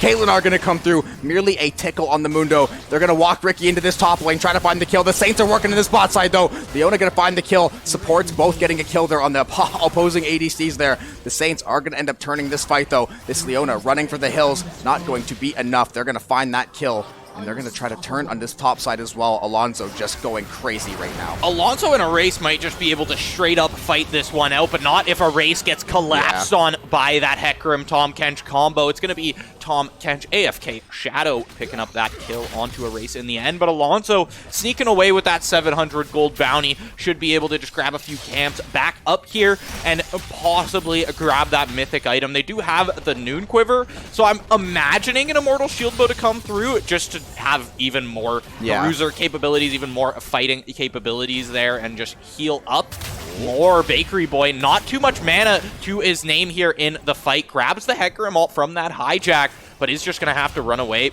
Was probably planning on using it for escape regardless. As that mana looking very, very low there. And I think that's why Alberta didn't fully commit that dive. They didn't have vision. They weren't sure if somebody was waiting on that backside, and they had to deal with that Hecarim R anyways. They weren't really sure if they wanted to invest that. Alonso going to go take this Rift Herald top side. He has been navigating the map perfectly so far, sitting at that 5-0-4 scoreline. He's been a part of 9 of 14 kills, as you said, though. He is going to get that shield bow, a little more bruiser activity there. This Graves, so fed early on. The Saints are doing such a good job of playing around it, too. Not trying to do too much. They're taking fights when they make sense, not trying to overcommit. You could tell last game, when they lost one of those fights, they were really trying to make up for lost ground all in one fight, and they didn't have the damage for it. This time around, though, much different story.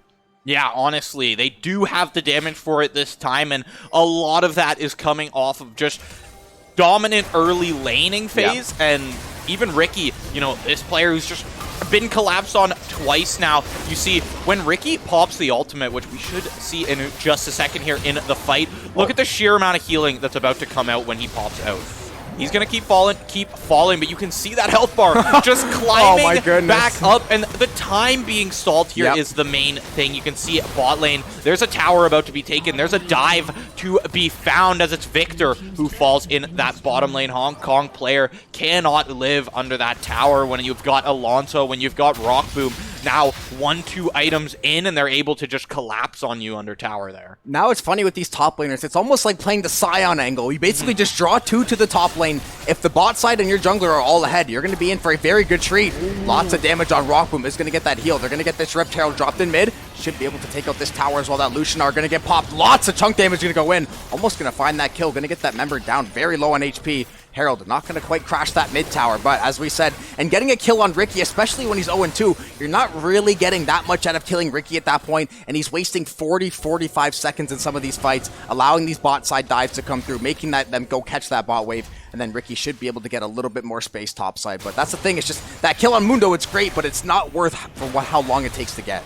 Yeah, it's that back and forth pull of the map here, the push and pull of the side lane as it's AFK Shadow to try and go in on a race there. Gonna find a dangerous situation once they go in though. 1-2 kills for the Saints now, all but cleaned up the rest of the team as it's Ricky with that ghost pop just absolutely running down the rest of the team. Finds a double kill as it's Rock Boom who gets in on the action a little bit there at the starting and finishes off that tower in the end. And now with 19 kills on the board with an over 11k gold lead, Saints cannot be stopped in this game, and there is very little Alberta can do unless they're able to find Rock Boom doesn't even have a shutdown at this point. That pick wouldn't have helped too much in the long run regardless, as it's Alonso to bring the team to soul point. 20 kills now, 13k gold up and about to start pushing in these inhibitors.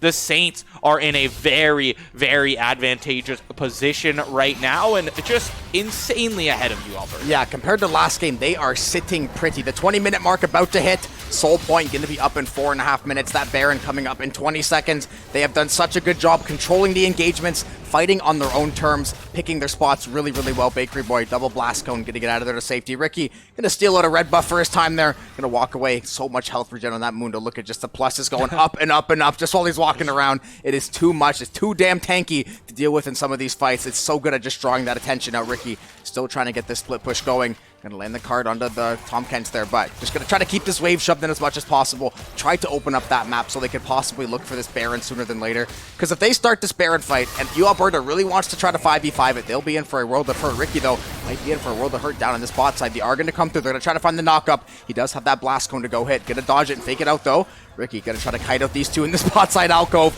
Is going to end up getting away. The Tom Kench knockup is gonna go through, but look how much health this Mundo has. The health bar is literally not moving, and he almost got full comboed. And for all that trouble, the Baron will be free. I mean, you gotta remember, Ricky's got red buff in tow. Yeah. The amount of true damage coming out of that is gonna help so much against the Tom Kench, and they just don't have the damage to outfight any of that regen coming through. The true damage as well. Ricky's back to like full health once again. Garvin can't decide if he wants to go in or not. He keeps coming back in with that E and going, hold on.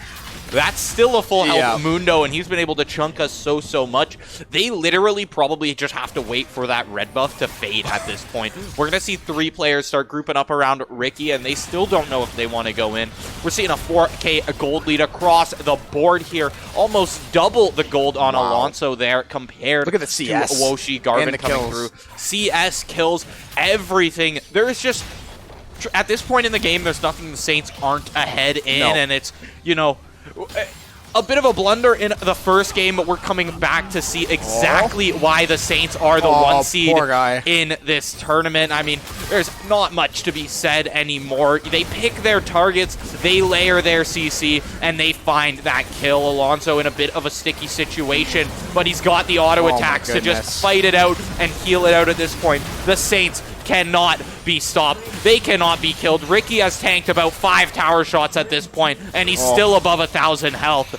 As the Saints wipe the team, they're going to be able to move in to these Nexus turrets and start to finish the game. Yeah, they're going to knock down these 2 towers. They should be able to walk away with this game as well. Ricky pulling out the Mundo, doing a great job to play in those side lanes, stall a lot of these fights out, and the Saints got so far ahead in the early game. Alonso could not be stopped on that Graves. 10-0-7. The man did not die. Neither did Bakery Boy, going 1-0-6. That was a much more coordinated effort. I like that team comp a lot better. It looked a lot more comfortable for them. We know Ricky's played a ton of Mundo. We know Bakery Boy has played a ton of Silas. Just didn't work out quite as well last game, but the teamwork and the organization was so good. Even from that early game, that Hecarim tried to spam gank bot as much as possible. They answered it every single time. They maybe only got ganked once in that bot side, and there were 7 or 8 attempts. Yeah, there was so many attempts from Woshi Garvin there to try and find kills in the bot lane.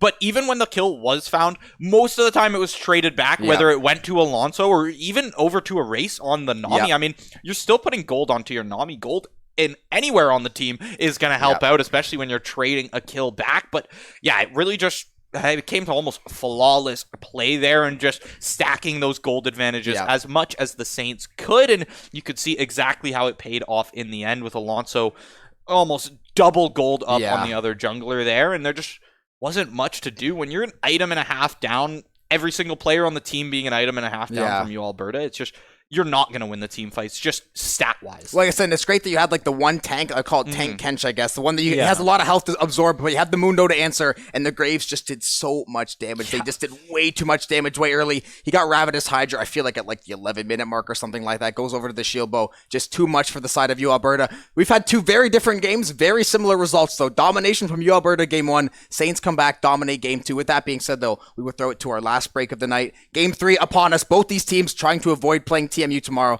trying to move on to that playoff bracket, but we will catch you guys in a few with Match Point.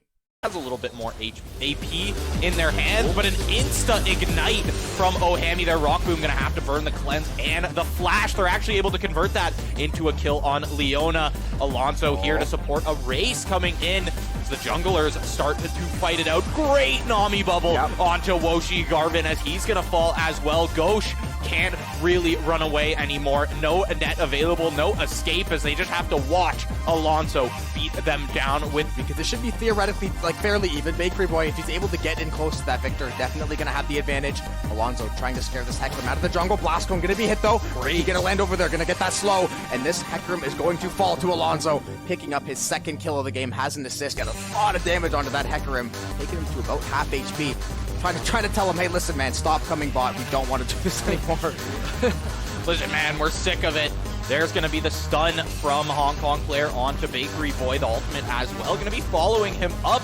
Bakery Boy's own ultimate, stolen ultimate, actually falls there, but thanks to Alonso, the damage is there to clean it up. Bot side dive here, going to be very low HP. They're going to get that flash out of the Caitlyn, but the Saints still might try to get the dive here. Near side's going to go out, tidal wave, going to go through, going to die to the Nami. Our Goat's going to get taken out there. TP going to come into this bot side tower. The Saints are still going to try to push this kill. The Lucian going to pop that R. TK is now here to help. Everfrost comes through, double stun. The Saints are still diving. Alonso going to find another one. They're still trying to chunk this Leona under the tower. Bakery Boy going to get some damage in there. They're going to trade off these tower shots beautifully. All members are going to live. Bakery Boy down. Yeah, I think Bakery Boy takes like 4 there and then just lived with a fraction at the end. Hong Kong Clair forced to burn Flash, and Rock Boom should be able to one-tap him with an auto. This is going to be another one coming in for Rock Boom. A race might fall in the process, but Rock Boom, there's the autos from the ADC. Both of them. This bot lane living just barely in the end. Rock Boom going to stay for a start. This bot lane getting ahead also huge. Ricky going to be stuck in a 2v1. Your Hecarim going to walk up here. Ricky trying to get out of here. Going to try to get some damage up there. The TKR is going to come through. Going to get stunned up, but so much HP on this Mundo. Caitlyn are going to come through. Merely a tickle on the Mundo. They're going to walk Ricky into this top lane, trying to find the kill. The Saints are working in this bot side though. Leona going to find the kill. Supports both getting a kill there on the opposing ADCs there. The Saints are going to end up turning this fight though. This Leona running for the hills, not going to be enough. They're going to find that kill. Bot wave, and then Ricky should be able to get a little bit more space topside. But that's the thing, it's just that kill on Mundo, it's great, but it's not worth for how long it takes to get. Yeah, it's that back and forth pull of the map here, the push and pull of the side lane as it's AFK Shadow to try and go in on a race there. Gonna find a dangerous situation once they go in though. 1-2 kills for the Saints now, all but cleaned up the rest of the team as it's Ricky with that ghost pop just absolutely running down the rest of the team. And then now with 19 kills on the board with an over 11k gold lead, Saints cannot be stopped in this game, and there is very little Alberta can do unless they're able to find Rock Boom doesn't even have a shutdown at this point. That pick in, and it's, you know, a bit of a blunder in the first game, but we're coming back to see exactly why the Saints are the 1 seed in this tournament. I mean, there's not much to be said anymore. They pick their targets, they layer their CC, and they find that kill. Alonso in a bit of a sticky situation, but he's got the auto attacks to just fight it out and heal it out at this point. The Saints cannot be stopped. They cannot be killed. Ricky has tanked about 5 tower shots. Has a little bit more AP in their hands, but an insta ignite from Ohami there.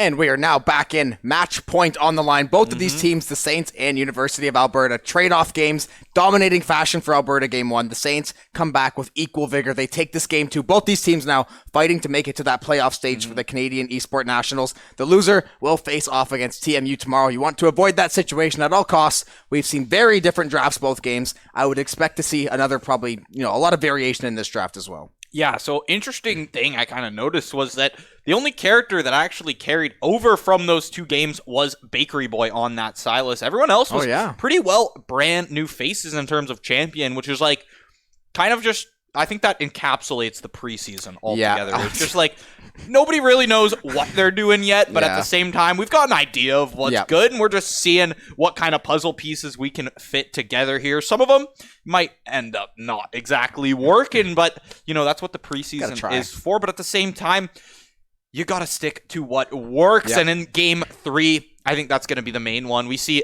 Alberta just going straight for that LeBlanc once again. The Shen comes back from the Saints, and fair enough. Like you haven't had those champs in the games at all, so there's no way they can be a problem. And there it is. Alberta brings that Nami ban in. Yeah, they don't want to deal with that Lucian Nami anymore. It was a very, very good lane for the Saints last time. They're able to stay alive for a very long time. They end up getting that lane ahead nice and early is always going to spell good results for the rest of that team. The Saints looking to put together another teamwork display like they did last game, as the friendship is magic display, as we've affectionately been calling it. We're going to see that Wukong ban coming out once again, so probably, tied into that Ravenous Hydra. We saw how good it was on Graves. It was pretty good, so they're going to take out that Wukong. I'd expect to see maybe some of the same. Alberta, not wanting to deal with that Graves again, they said, get out of here. Yeah, and I agree with that. Yeah. Honestly, that Graves was an absolute menace after about 4 minutes, I think, is when the first kill came through for that Graves, and it just snowballed to the point of no return. You saw the Ravenous Hydra come through. You saw the Immortal Shield Bow, and Immortal is a good word for that because that's basically what Alonso turned into after that. Udyr ban, it's actually going to be picked up from the Saints this time, but still, they don't want to deal with that after game 1, and personally, I wouldn't either, but here we go. Alberta, we're going to have Woshi Garvin running it back on that Hecarim. Yeah, it didn't really work out in his favor last time. Maybe they're hoping now that the Graves is out of the game, unless there's another early game jungler that Alonso's going to pull out, he maybe has a little more agency to get around the map. A couple failed ganks last time, so Hecarim, again, one of those champs that can be very, very edgy. If you go in a little too far, it can be kind of difficult to get out depending on the situation. The Saints, they're going to start things off with Karma, so first pick support, I don't think we've seen them do that too many times, so curious to see what they're going to try to pair with this Karma, though. Maybe see something, I say the Kate's banned away, they're going to actually pick up the Silas, though, so Bakery Boy back on the Silas, going to see a couple of the same champs, but the rest of the draft still to be filled out here. Yeah, keep in mind, you see that Karma pick, the Caitlyn is still an option, the Varus is still an option, those two champions that actually, well, I guess Caitlyn was in the last game, but Varus had been banned in both games up until this point. The Akali going to be picked back up from Alberta, so now we're seeing some of the champ pools kind of like converge a little bit. We're third game here. We're going to have players on their most comfortable champ, and Hong Kong player was very, very prominent on that Akali in game 1. Seraphine, new champ for this series, going to be picked up by Alberta. Going to have to see how Saints respond with that one. You've already got the mid laner picked up, so it looks like this is going to be, possibly a Seraphine support coming through. We see the Caitlyn, there it is, picked up. Caitlyn Karma, great bot lane to have. Yeah, fantastic lane, very, very oppressive.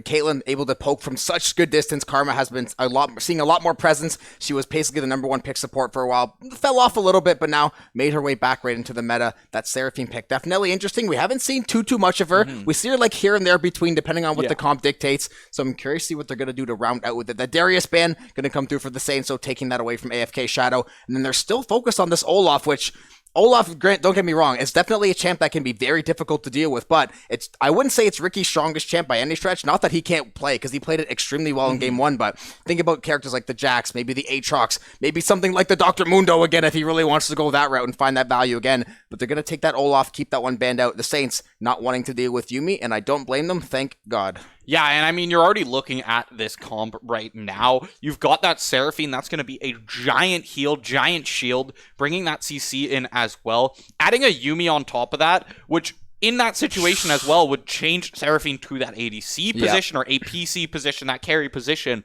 which is where Seraphine kind of shines, because Seraphine does need a fair amount of gold to actually have the value in the fights. You need some items under your belt. There's that Mundo ban to come through for you, Alberta, to actually finish that one off. So they're going to nip that in the bud before it can actually get started there.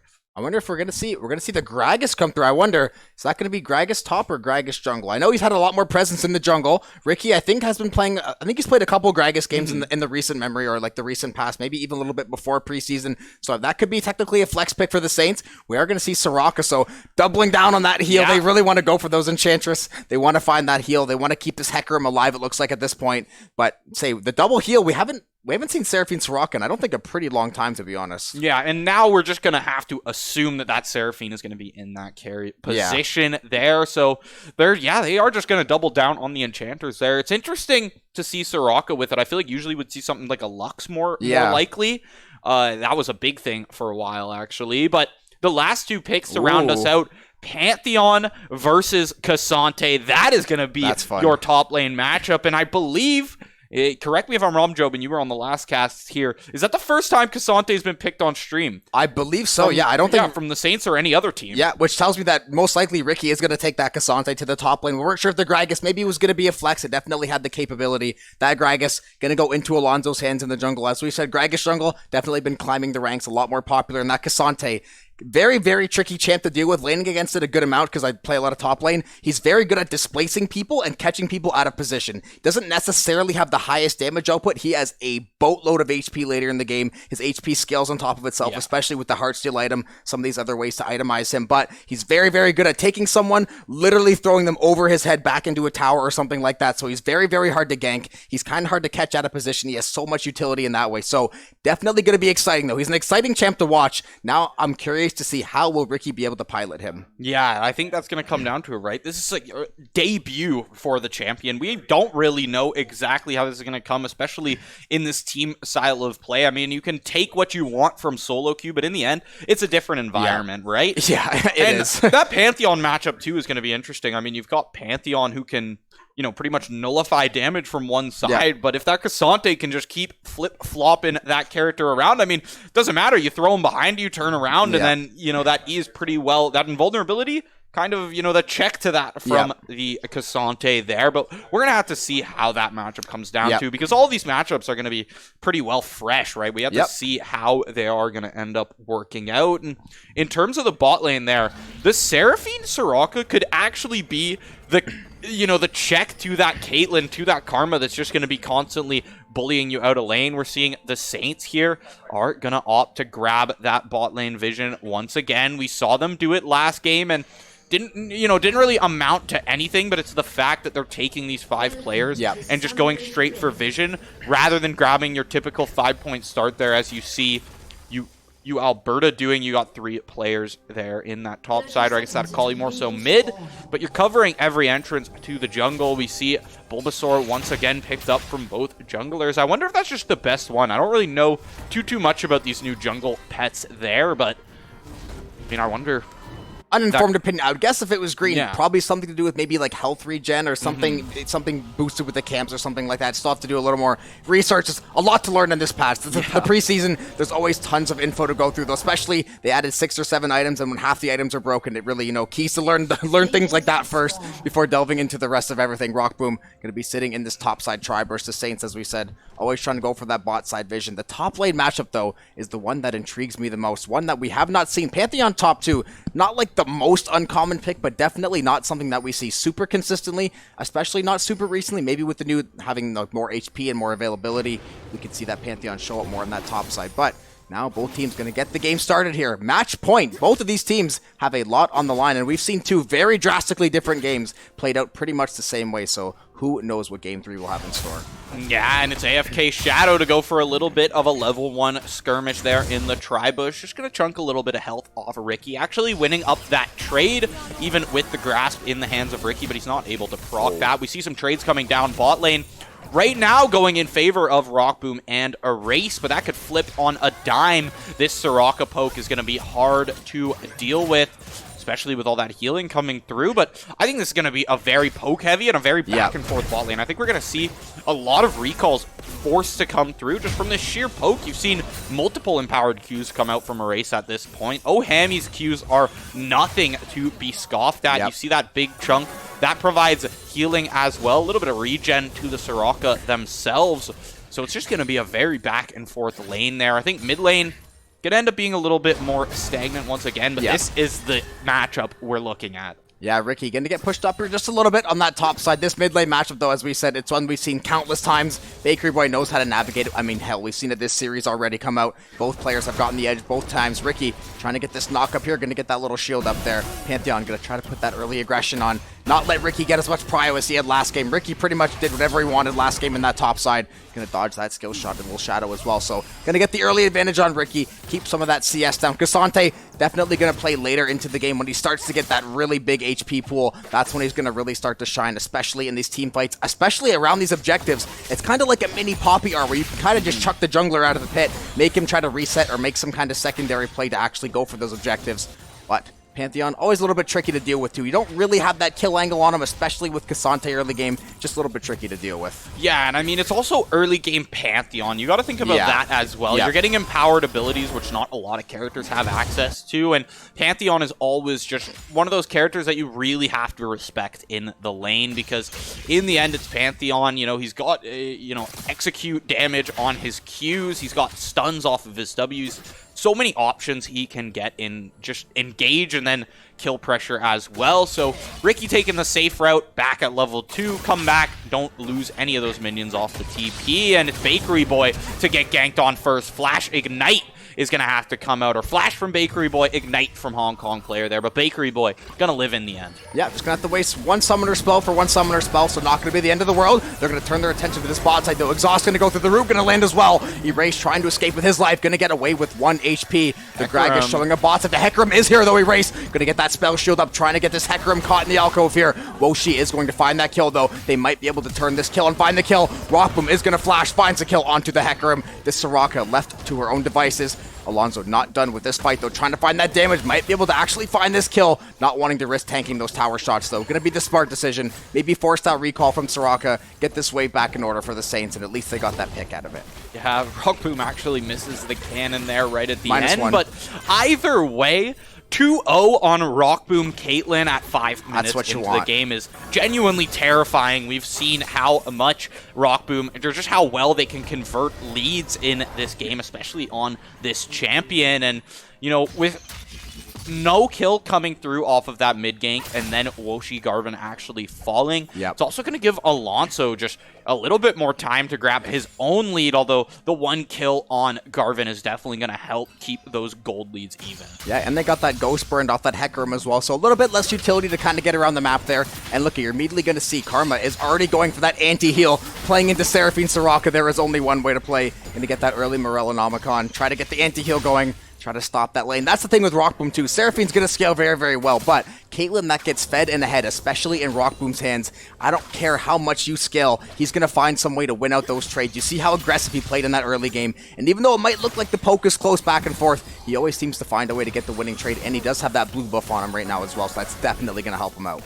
Yeah, because poke is one thing, but when it comes to that all-in fight, once those abilities are burnt from the Seraphine doesn't got too much damage, and Rockboom can just continue auto-attacking them down and chunking them down. You see that range there. Fleet Footwork as well, going to help out just to offset a bit of this poke. Erase going to have that shield available for Rockboom as well, but Erase can just completely zone off these minions right now. Leave Rockboom. He's already got the pickaxe. Any damage is just going to be so much from just a single auto there. I believe that one was a headshot, so that's going to add a little bit more, but either way, you can see them already pushing into tower, looking to pressure this first plate down as well. They should actually be able to just grab that immediately. Yeah, they are going to grab that, and he is going to go with those refillable potions early too, so trying to get some of his own healing, especially into that Seraphine Soraka. Looks like we're going to see some pinks coming in on that bot side as well. The Saints going to have to be careful. This Hecarim always looking to try to make plays. Going to try to make his way down to this bot side right now. Looks like maybe have a little bit of a fiesta here momentarily. Rockboom still trying to keep this wave shoved in 2v1 right now. Going to have your race right there to help him. That's just so hard to deal with. You thought Seraphine Soraka was bad with poke. Karma Kate is almost as bad as it gets for dealing with that early game. Yeah, although we are seeing actually that Seraphine, those double Qs, that AoE damage is definitely helping out a lot just in terms of clearing those minions out under tower. It's not allowing the amount of plates that Rock Boom and Erase would have found with any other bot lane, right? Yeah. If you see like an Ezreal in there like we had seen earlier, you know, something like a Varus, they won't have all the AoE to be able to clear it out like that. Alonso in a bit of a dangerous position here. Hong Kong player going to follow him all the way over through that dragon pit. There's the ace in the hole to come through from Rock Boom. Feared is Woshi Garvin, as they're going to have to run away from Bakery Boy. Bakery Boy getting down and dirty with 2 players here. Not able to clean up a kill, but having to send them packing as the Hextech Drake is going to be secured for the Saints. Yeah, and that's a great job of Bakery Boy to steal that Hecarim R nice and early in the game, using it to zone off 2 members. They're going to open up this dragon for the Saints as well. He found so much damage, almost going to find the kill. Ricky going to be in an extended trade. Wow. Is going to find that kill. That's Cassante for you when it looks dead and gone. Going to end up finding that kill over onto the Pantheon, helping him get a little bit back in this game. A little bit down in CS. Cassante doesn't have the best wave clear, but if you're able to find that kill, just start to slowly stack that HP. Going to go for that early crystal as well. Basically just going to make it so I might not be able to kill you or have high kill threat, even though he did find it, but you won't be able to kill me. Yeah, and it looks like the Pantheon AFK Shadow there, he's kind of already realized that. He picks up the Cull in the early game there as well to just kind of make the late game a little stronger, allow him to have a bit more of a gold spike later on here. As you said earlier, you know, Cassante doesn't have the best wave clear, and I think a lot of that also comes down to the fact that he can't really step up to grab a lot of these minions against the Pantheon there. The Pantheon is just going to be able to chunk him down every time he steps forward, so we're seeing a lot of Ricky just wait for the wave to come to him, clear it out from under the tower, and then kind of just back to that reset there. But, you know, we do see the 1v1 come through, and it was down to the wire, but it's Ricky to pick up that solo kill, and now head bot lane there to kind of stop this Seraphine from getting anything started. Seeing Rock Boom and Erase move up to this top side as they've already found a plate or two a bot. Just switch it up quickly. Ricky gonna be moving in on Ghosh here. We're already seeing him pop up back right, left. Ghosh moving everywhere, but Ricky now collapsed on by 3. Yeah, he's going to be in a very bad spot here. Going to try to get that stun landed on. The charm is going to go through. Ricky will most likely end up falling here. Had a very good push onto that Seraphine. 3 members going to be too much for him to handle, though. Going to be taken out in this bot side. Bakery Boy trying to keep this midway shoved in. Alonso top side, this Karma, and this Caitlyn shoving in this top side. Just basically trying to get as many plates into Rock Boom's hand as possible. Get him as much gold as humanly possible. Try to get him to those first couple items, and then really try to unlock the game from that point on. And they are shredding away at this top side tower. Yeah, that's like 3. I don't think Ricky grabbed any plates. I'm pretty sure so, yeah. All 3 of those plates just went to Rock Boom and Erase there, which is just going to make Rock Boom's gold lead skyrocket even more. Look at that, 4.2k there. Bakery Boy in the bot lane here, kind of getting collapsed on by that Hecarim as well. AFK Shadow starts to try and get some damage in here on Rock Boom. Rock Boom forced to flash out, but the kill on the Pantheon is going to come through. Akali burns the flash, can't finish off Rock Boom. That's 3 kills to go over the Saints, and the tower going to be secured off of that one as well. Yeah, this has been a dominant early game so far. University of Alberta has found a couple picks here and there, but the Saints are mobilizing, and they're doing such a good job once again, linking up with the teammates, moving lane to lane, swapping when they feel the need to, and they're putting so much gold into Rock Boom right now. This Seraphine is going to be in for a very, very long game. This Kate already up to 3 kills, taking as many plates, having that CS lead as well. Gives Bakery Boy some liberty here to take these bot side plates. This tower 1 auto away from falling. The Saints looking very, very strong right now. Not really having any disadvantage anywhere, just playing the map very, very well right now. Yeah, we're seeing Alonso and Rock Boom with pretty big gold leads as they go in for a bit of a dive here. Ricky Lafleur opts to just take the Soraka out 1v1. I see what you mean about kind of like a mini Poppy ult there. Yeah. Just take one player out of the fight them out. Woshi Garvin tries to go in on Ricky. There he goes. Just going to get flipped back into the team. Has to burn that ultimate to get out, but it's a race to find that kill on the Karma. Cassante going to fall. Ricky Lafleur falls to Ghosh there on the Seraphine. Bakery Boy, big charm, but it actually only ends up hitting 1 as Ghosh forced to burn the flash there. This fight is still in anyone's hands here. AFK Shadow running away from Bakery Boy. He catches him with the chains, and it's safely won by St. Clair, but only by 1 kill in the end. Yeah, it was very, very close, but if you're St. Clair, you will take that all day. Alonso still trying to make his presence known in this bot side jungle. Trying to keep them honest, is going to drop that Rift Herald in this mid lane. Should be able to get the crash, at least draw some attention to that lane. We have, I believe it is Rockboom in this mid lane. Done such a good job kiting, taking that damage off that back line. Getting a lot of poke, actually going to find the kill onto the Soraka. Wow, out of nowhere, Rockboom already getting so fed. Alonso being a pest in this bot side jungle as well, and here comes Rockboom up the flank. Gonna line up that R, landing a huge shot. Alonso gonna be tagged down low. Charm gonna go through. Seraphine once again gonna find that kill, getting some gold in her back pocket. Try to get her back in this game, able to compete with this Caitlyn of University of Alberta. At least they're trying to take their pound of flesh when they're losing these kills. Yeah, they're bringing them back there in that jungle there, but it's their own jungle that they're being dove in. It's their own tier 2 that they're being dove in there, and they're able to find the kill onto Alonso, which comes with a shutdown as well, which is definitely good for them. But the fact that Rockboom can just 100-0 your support in about 4 autos there. I think it was like, what, QE auto headshot, and that was it. Yeah. And then Hammy was just absolutely gray screened on the Rift there. Rockboom should be able to get a back off right now after this dragon is confirmed as well. They're going to move down to it, and with no mana, you'd think Rockboom was in for a tough situation should a fight come out here, but the fact that he can just auto attack for so much damage is just going to be so good here in terms of taking this dragon. The Hecarim not really in time for this rotation. It should be all in the Saints' hands. Yeah, the Saints are playing this really, really well, holding that line of scrimmage, kind of blocking off all the potential entrance points, especially knowing that Hecarim is running around somewhere on the map. The Saints are going to pick up their second dragon just before that 14-minute mark. Be another mountain dragon that'll come up in a few minutes here. Chemtech going to be the first in there. Are going to go through, going to land that poke onto the Seraphine. Soraka going to top her back up. No harm, no foul. That bot lane got to try to ride out that healing as long as possible and find that massive burst. Killing that Soraka is going to really open things up. If Rockboom's able to find that pick, it's going to completely open up these fights. You're taking a huge portion. Because honestly, for the side of University of Alberta, they don't have like a ton of damage output necessarily from a lot of sources. The Seraphine can definitely hit hard. The Akali's going to have a little bit of a harder time, especially with Bakery Boy being ahead like this. And Pantheon, more or less, you have the universal ult is great, but he's more of like a supporty kind of character. He's not going to hyper carry with a lot of damage. The Saints, though, that Caitlyn being so far ahead, already having that Gale Force and a couple other items under her belt, going to be very, very tough to deal with. Yeah. Rockboom just got that back off, grabbed the rapid fire cannon. It looked like they were actually waiting at a base for something more for a second there, but it might have just been the mana to regen. But either way, they're definitely sitting on like a nice pocket of gold there. I think they might just be waiting for another item to come through. 7,400 just about here on Rockboom, as you see that Seraphine 56k or 5.6k. It's not too much, and when you're also just a inherently weaker champ as an enchanter, you want every advantage you can get. Ricky Lafleur going straight back in onto AFK Shadow here. He's got his Mythic in tow, so he should have the advantage in that fight. Rockboom takes a big chunk from Woshi Garvin, but Garvin just has to immediately retreat back to his tower. And that's the thing. Rockboom took a decent little chunk, but he basically gave it back the exact same amount. Gonna get topped off with that Karma healing now. They are gonna take out one of these turrets as well, that bot side turret. This mid lane tower,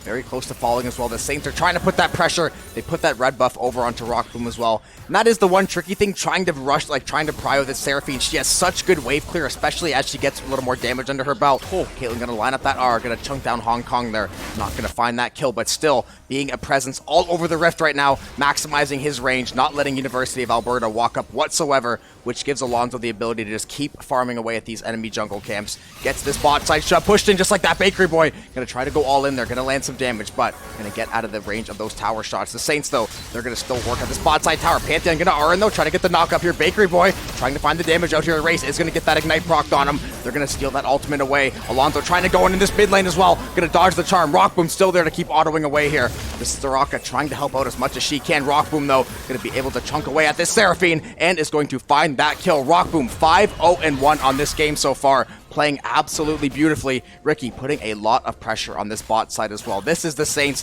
that we saw last game, and so far the early game has definitely swung in their favor. Yeah, 8k gold ahead right now, or more so 7.5, but Either way, it's still a big chunk to be had. Erase and Rockboom, I was about to say both make it away with their life here, but Erase might not be able to make it. Bakery Boy, some nice peel for the support there, as now we've got 2 players dangerously low on mana here. Ricky LaFleur getting in, tossing all 3 players, but looks like he might just have to sacrifice his life for the team there. I mean, given that Ricky hasn't really had a shutdown all game and is, you know, negative in the scoreline as well, shouldn't be worth too much gold, which is probably the prime candidate. If anyone's going to be taking all that heat, they're going to be taking the sacrifice.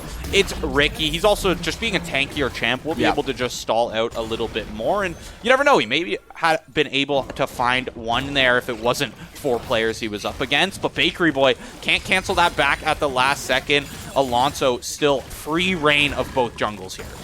Yeah, Alonso has been clearing more enemy camps than his own at this point, basically the Saints. And this is what you have to do. When you get these advantages, you have to go take deep vision control. You have to start to take away this farm from this Hecarim. Try to keep him as far behind as possible for as long as possible. Granted, he has had a much better early game than last time. The Graves last time ended up being way too much for him to deal with. The Gragas so far playing extremely well, but hasn't been quite as impressive as that Graves have been. It's been the Saints as a whole team fighting, centering around Rockboom and his ability to kite on that backline and deal so much damage out to the side of Alberta. The Saints just still trying to get these waves shoved in as much as possible. Dragon going to be up in 30 seconds as well. Could put them over onto Soul Point before 20 minutes as well, so definitely something to keep an eye on.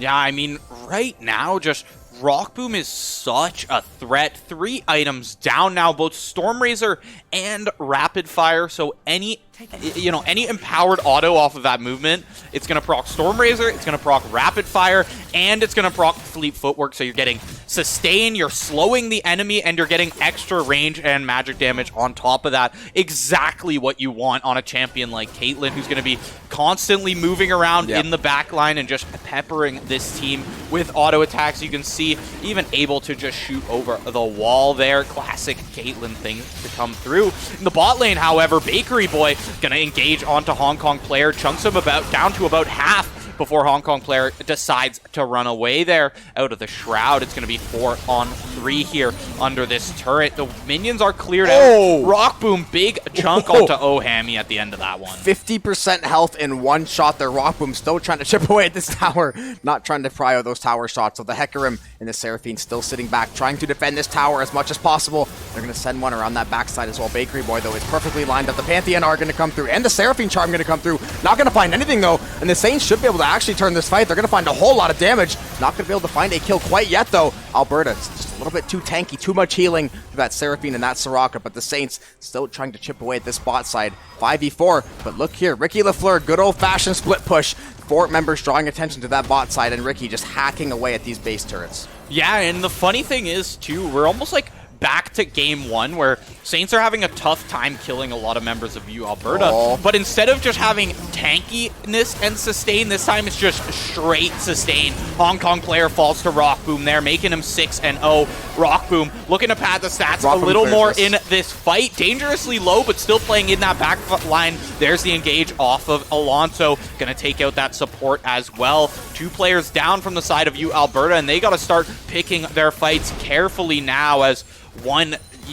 bad pick or one good pick for the Saints could mean an inhib gone, another inner turret gone, and that's just going to be devastating to them, as almost all of these turrets not in base have been taken down. The tier 2 about to be fall by Ricky LaFleur, and there's the engage, both bot and mid. These fights happening simultaneously as Bakery Boy in the 2v1. If there's any champ that can fight this out, it's Silas. Yeah, Bakery Boy did a lot of damage there. Just going to be out of range of that Seraphine attack. Ricky was able to get that flash out of Pantheon in that mid area as well. Alonso going to go try to clean up the rest of this fight. Not going to have any teammates with him, but he's got full HP. Got enough mana to make a couple plays here as well. Ricky still kicking around nearby just in case they decide to try to counter dive this one. But Alberta right now looks like they're trying to play catch up to St. Clair, and the Saints trying to dictate the pace of this game, which is exactly what they did last time. They took full map control, slowly squeezed away at these towers. They have Soul Point in 2 minutes 50. That Baron is up as well, so I would imagine they're looking for some kind of angle here to, start to open up the map in that way.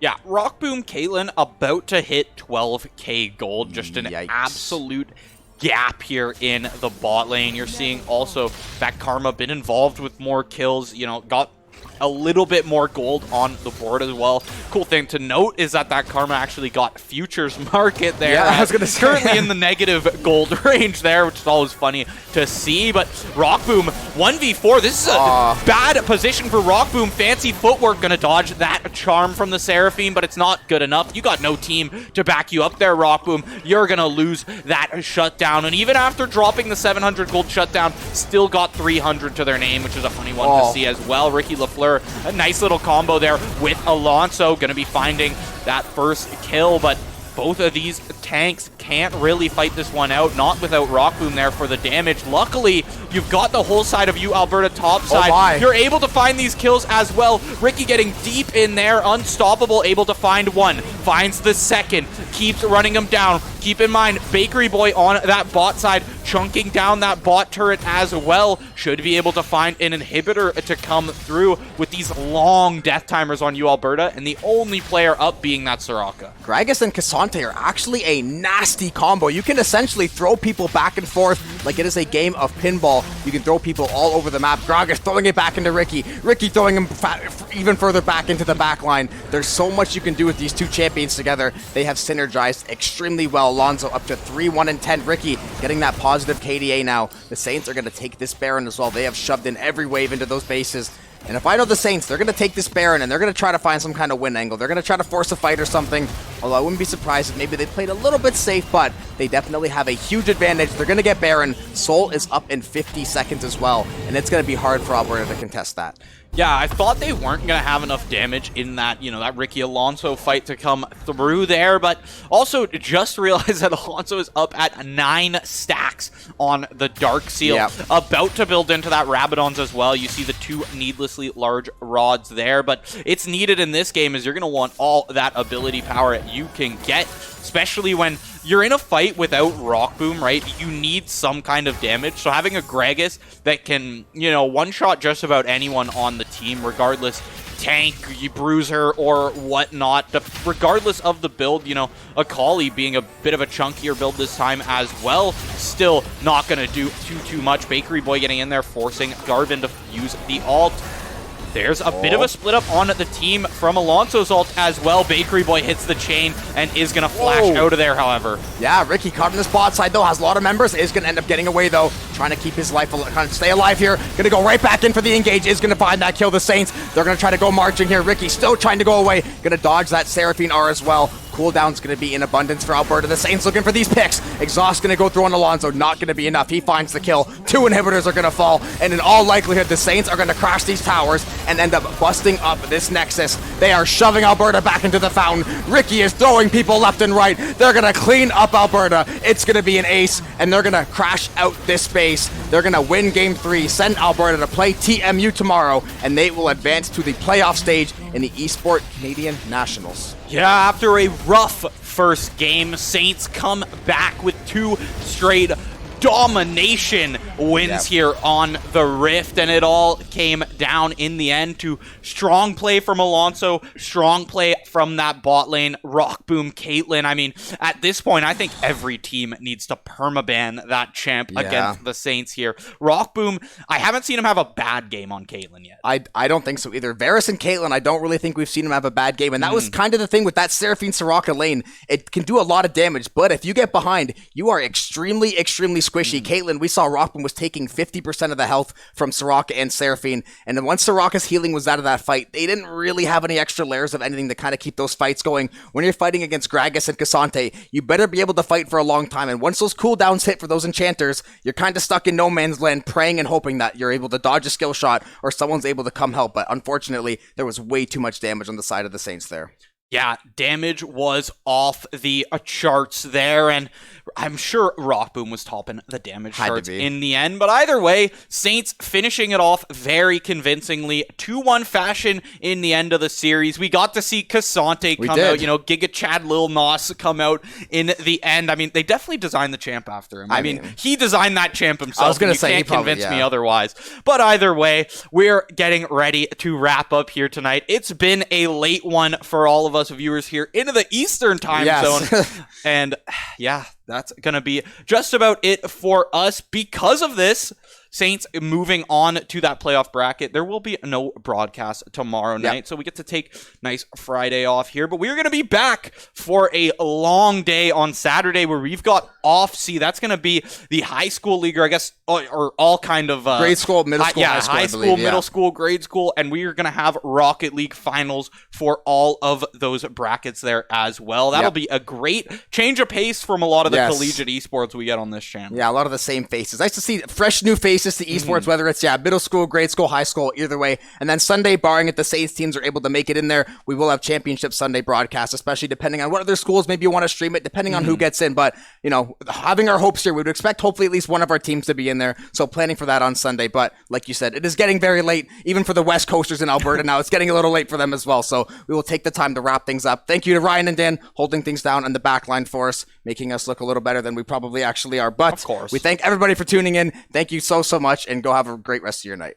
Long player there, but Bakery Boy gonna live in the end. Yeah, just gonna have to waste one summoner spell for one summoner spell, so not gonna be the end of the world. They're gonna turn their attention to this bot side though. Exhaust gonna go through the roof, gonna land as well. Erase trying to escape with his life, gonna get away with 1 HP. The drag is showing a bot that the Hecarim is here though. Erase that 4.2k there. Bakery Boy in the bot lane here, kind of getting collapsed on by that Hecarim as well. AFK Shadow starts to try and get some damage in here on Rockboom. Rockboom forced to flash out, but the kill on the Pantheon is gonna come through. Akali burns the flash, can't finish off Rockboom. That's 3 kills to go over the Saints, and the tower gonna be secured off of that one as well. Very, very strong right now. Not really having any disadvantage anywhere, just playing the map very, very well right now. Yeah, we're seeing Alonso and Rockboom with pretty big gold leads as they go in for a bit of a dive here. Ricky Lafleur opts to just take the Soraka out 1v1. I see what you mean about kind of like a mini Poppy ult there. Just take one player out of the fight them out. Woshi Garvin tries to go in on Ricky. Just going to get flipped back into the team. Has to burn that ultimate to get out,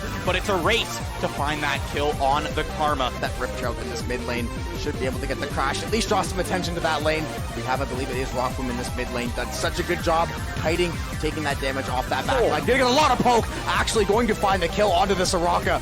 Wow, out of nowhere, Rockboom already getting so... We saw last game, and so far the early game has definitely swung in their favor. Yeah, 8k gold ahead right now, or more so 7.5, but either way, it's still a big chunk to be had. Erase and Rockboom, I was about to say both make it away with their life here, but Erase might not be able to make it. Bakery Boy, some nice peel for the support there, as now we've got 2 players dangerously low on mana here. Ricky Lafleur getting in, tossing all 3 players, but looks like he might just have to sacrifice his life for the team. Base turrets. Yeah, and the funny thing is, too, we're almost like back to game 1 where Saints are having a tough time killing a lot of members of Alberta, but instead of just having tankiness and sustain, this time it's just straight sustain. Hong Kong player falls to Rockboom there, making him 6-0. Rockboom looking to pad the stats a little more in this fight. Dangerously low, but still playing in that back line. There's the engage off of Alonso.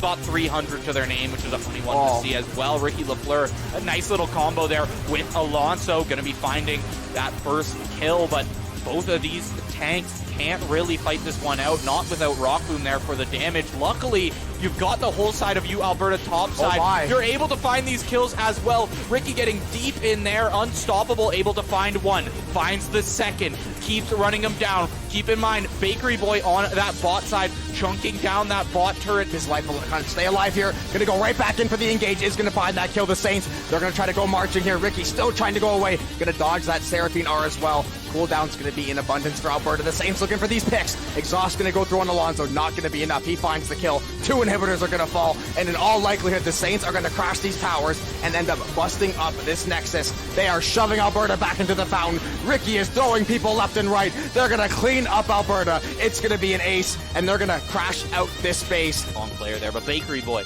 gonna live in the end. Yeah, just gonna have to waste one.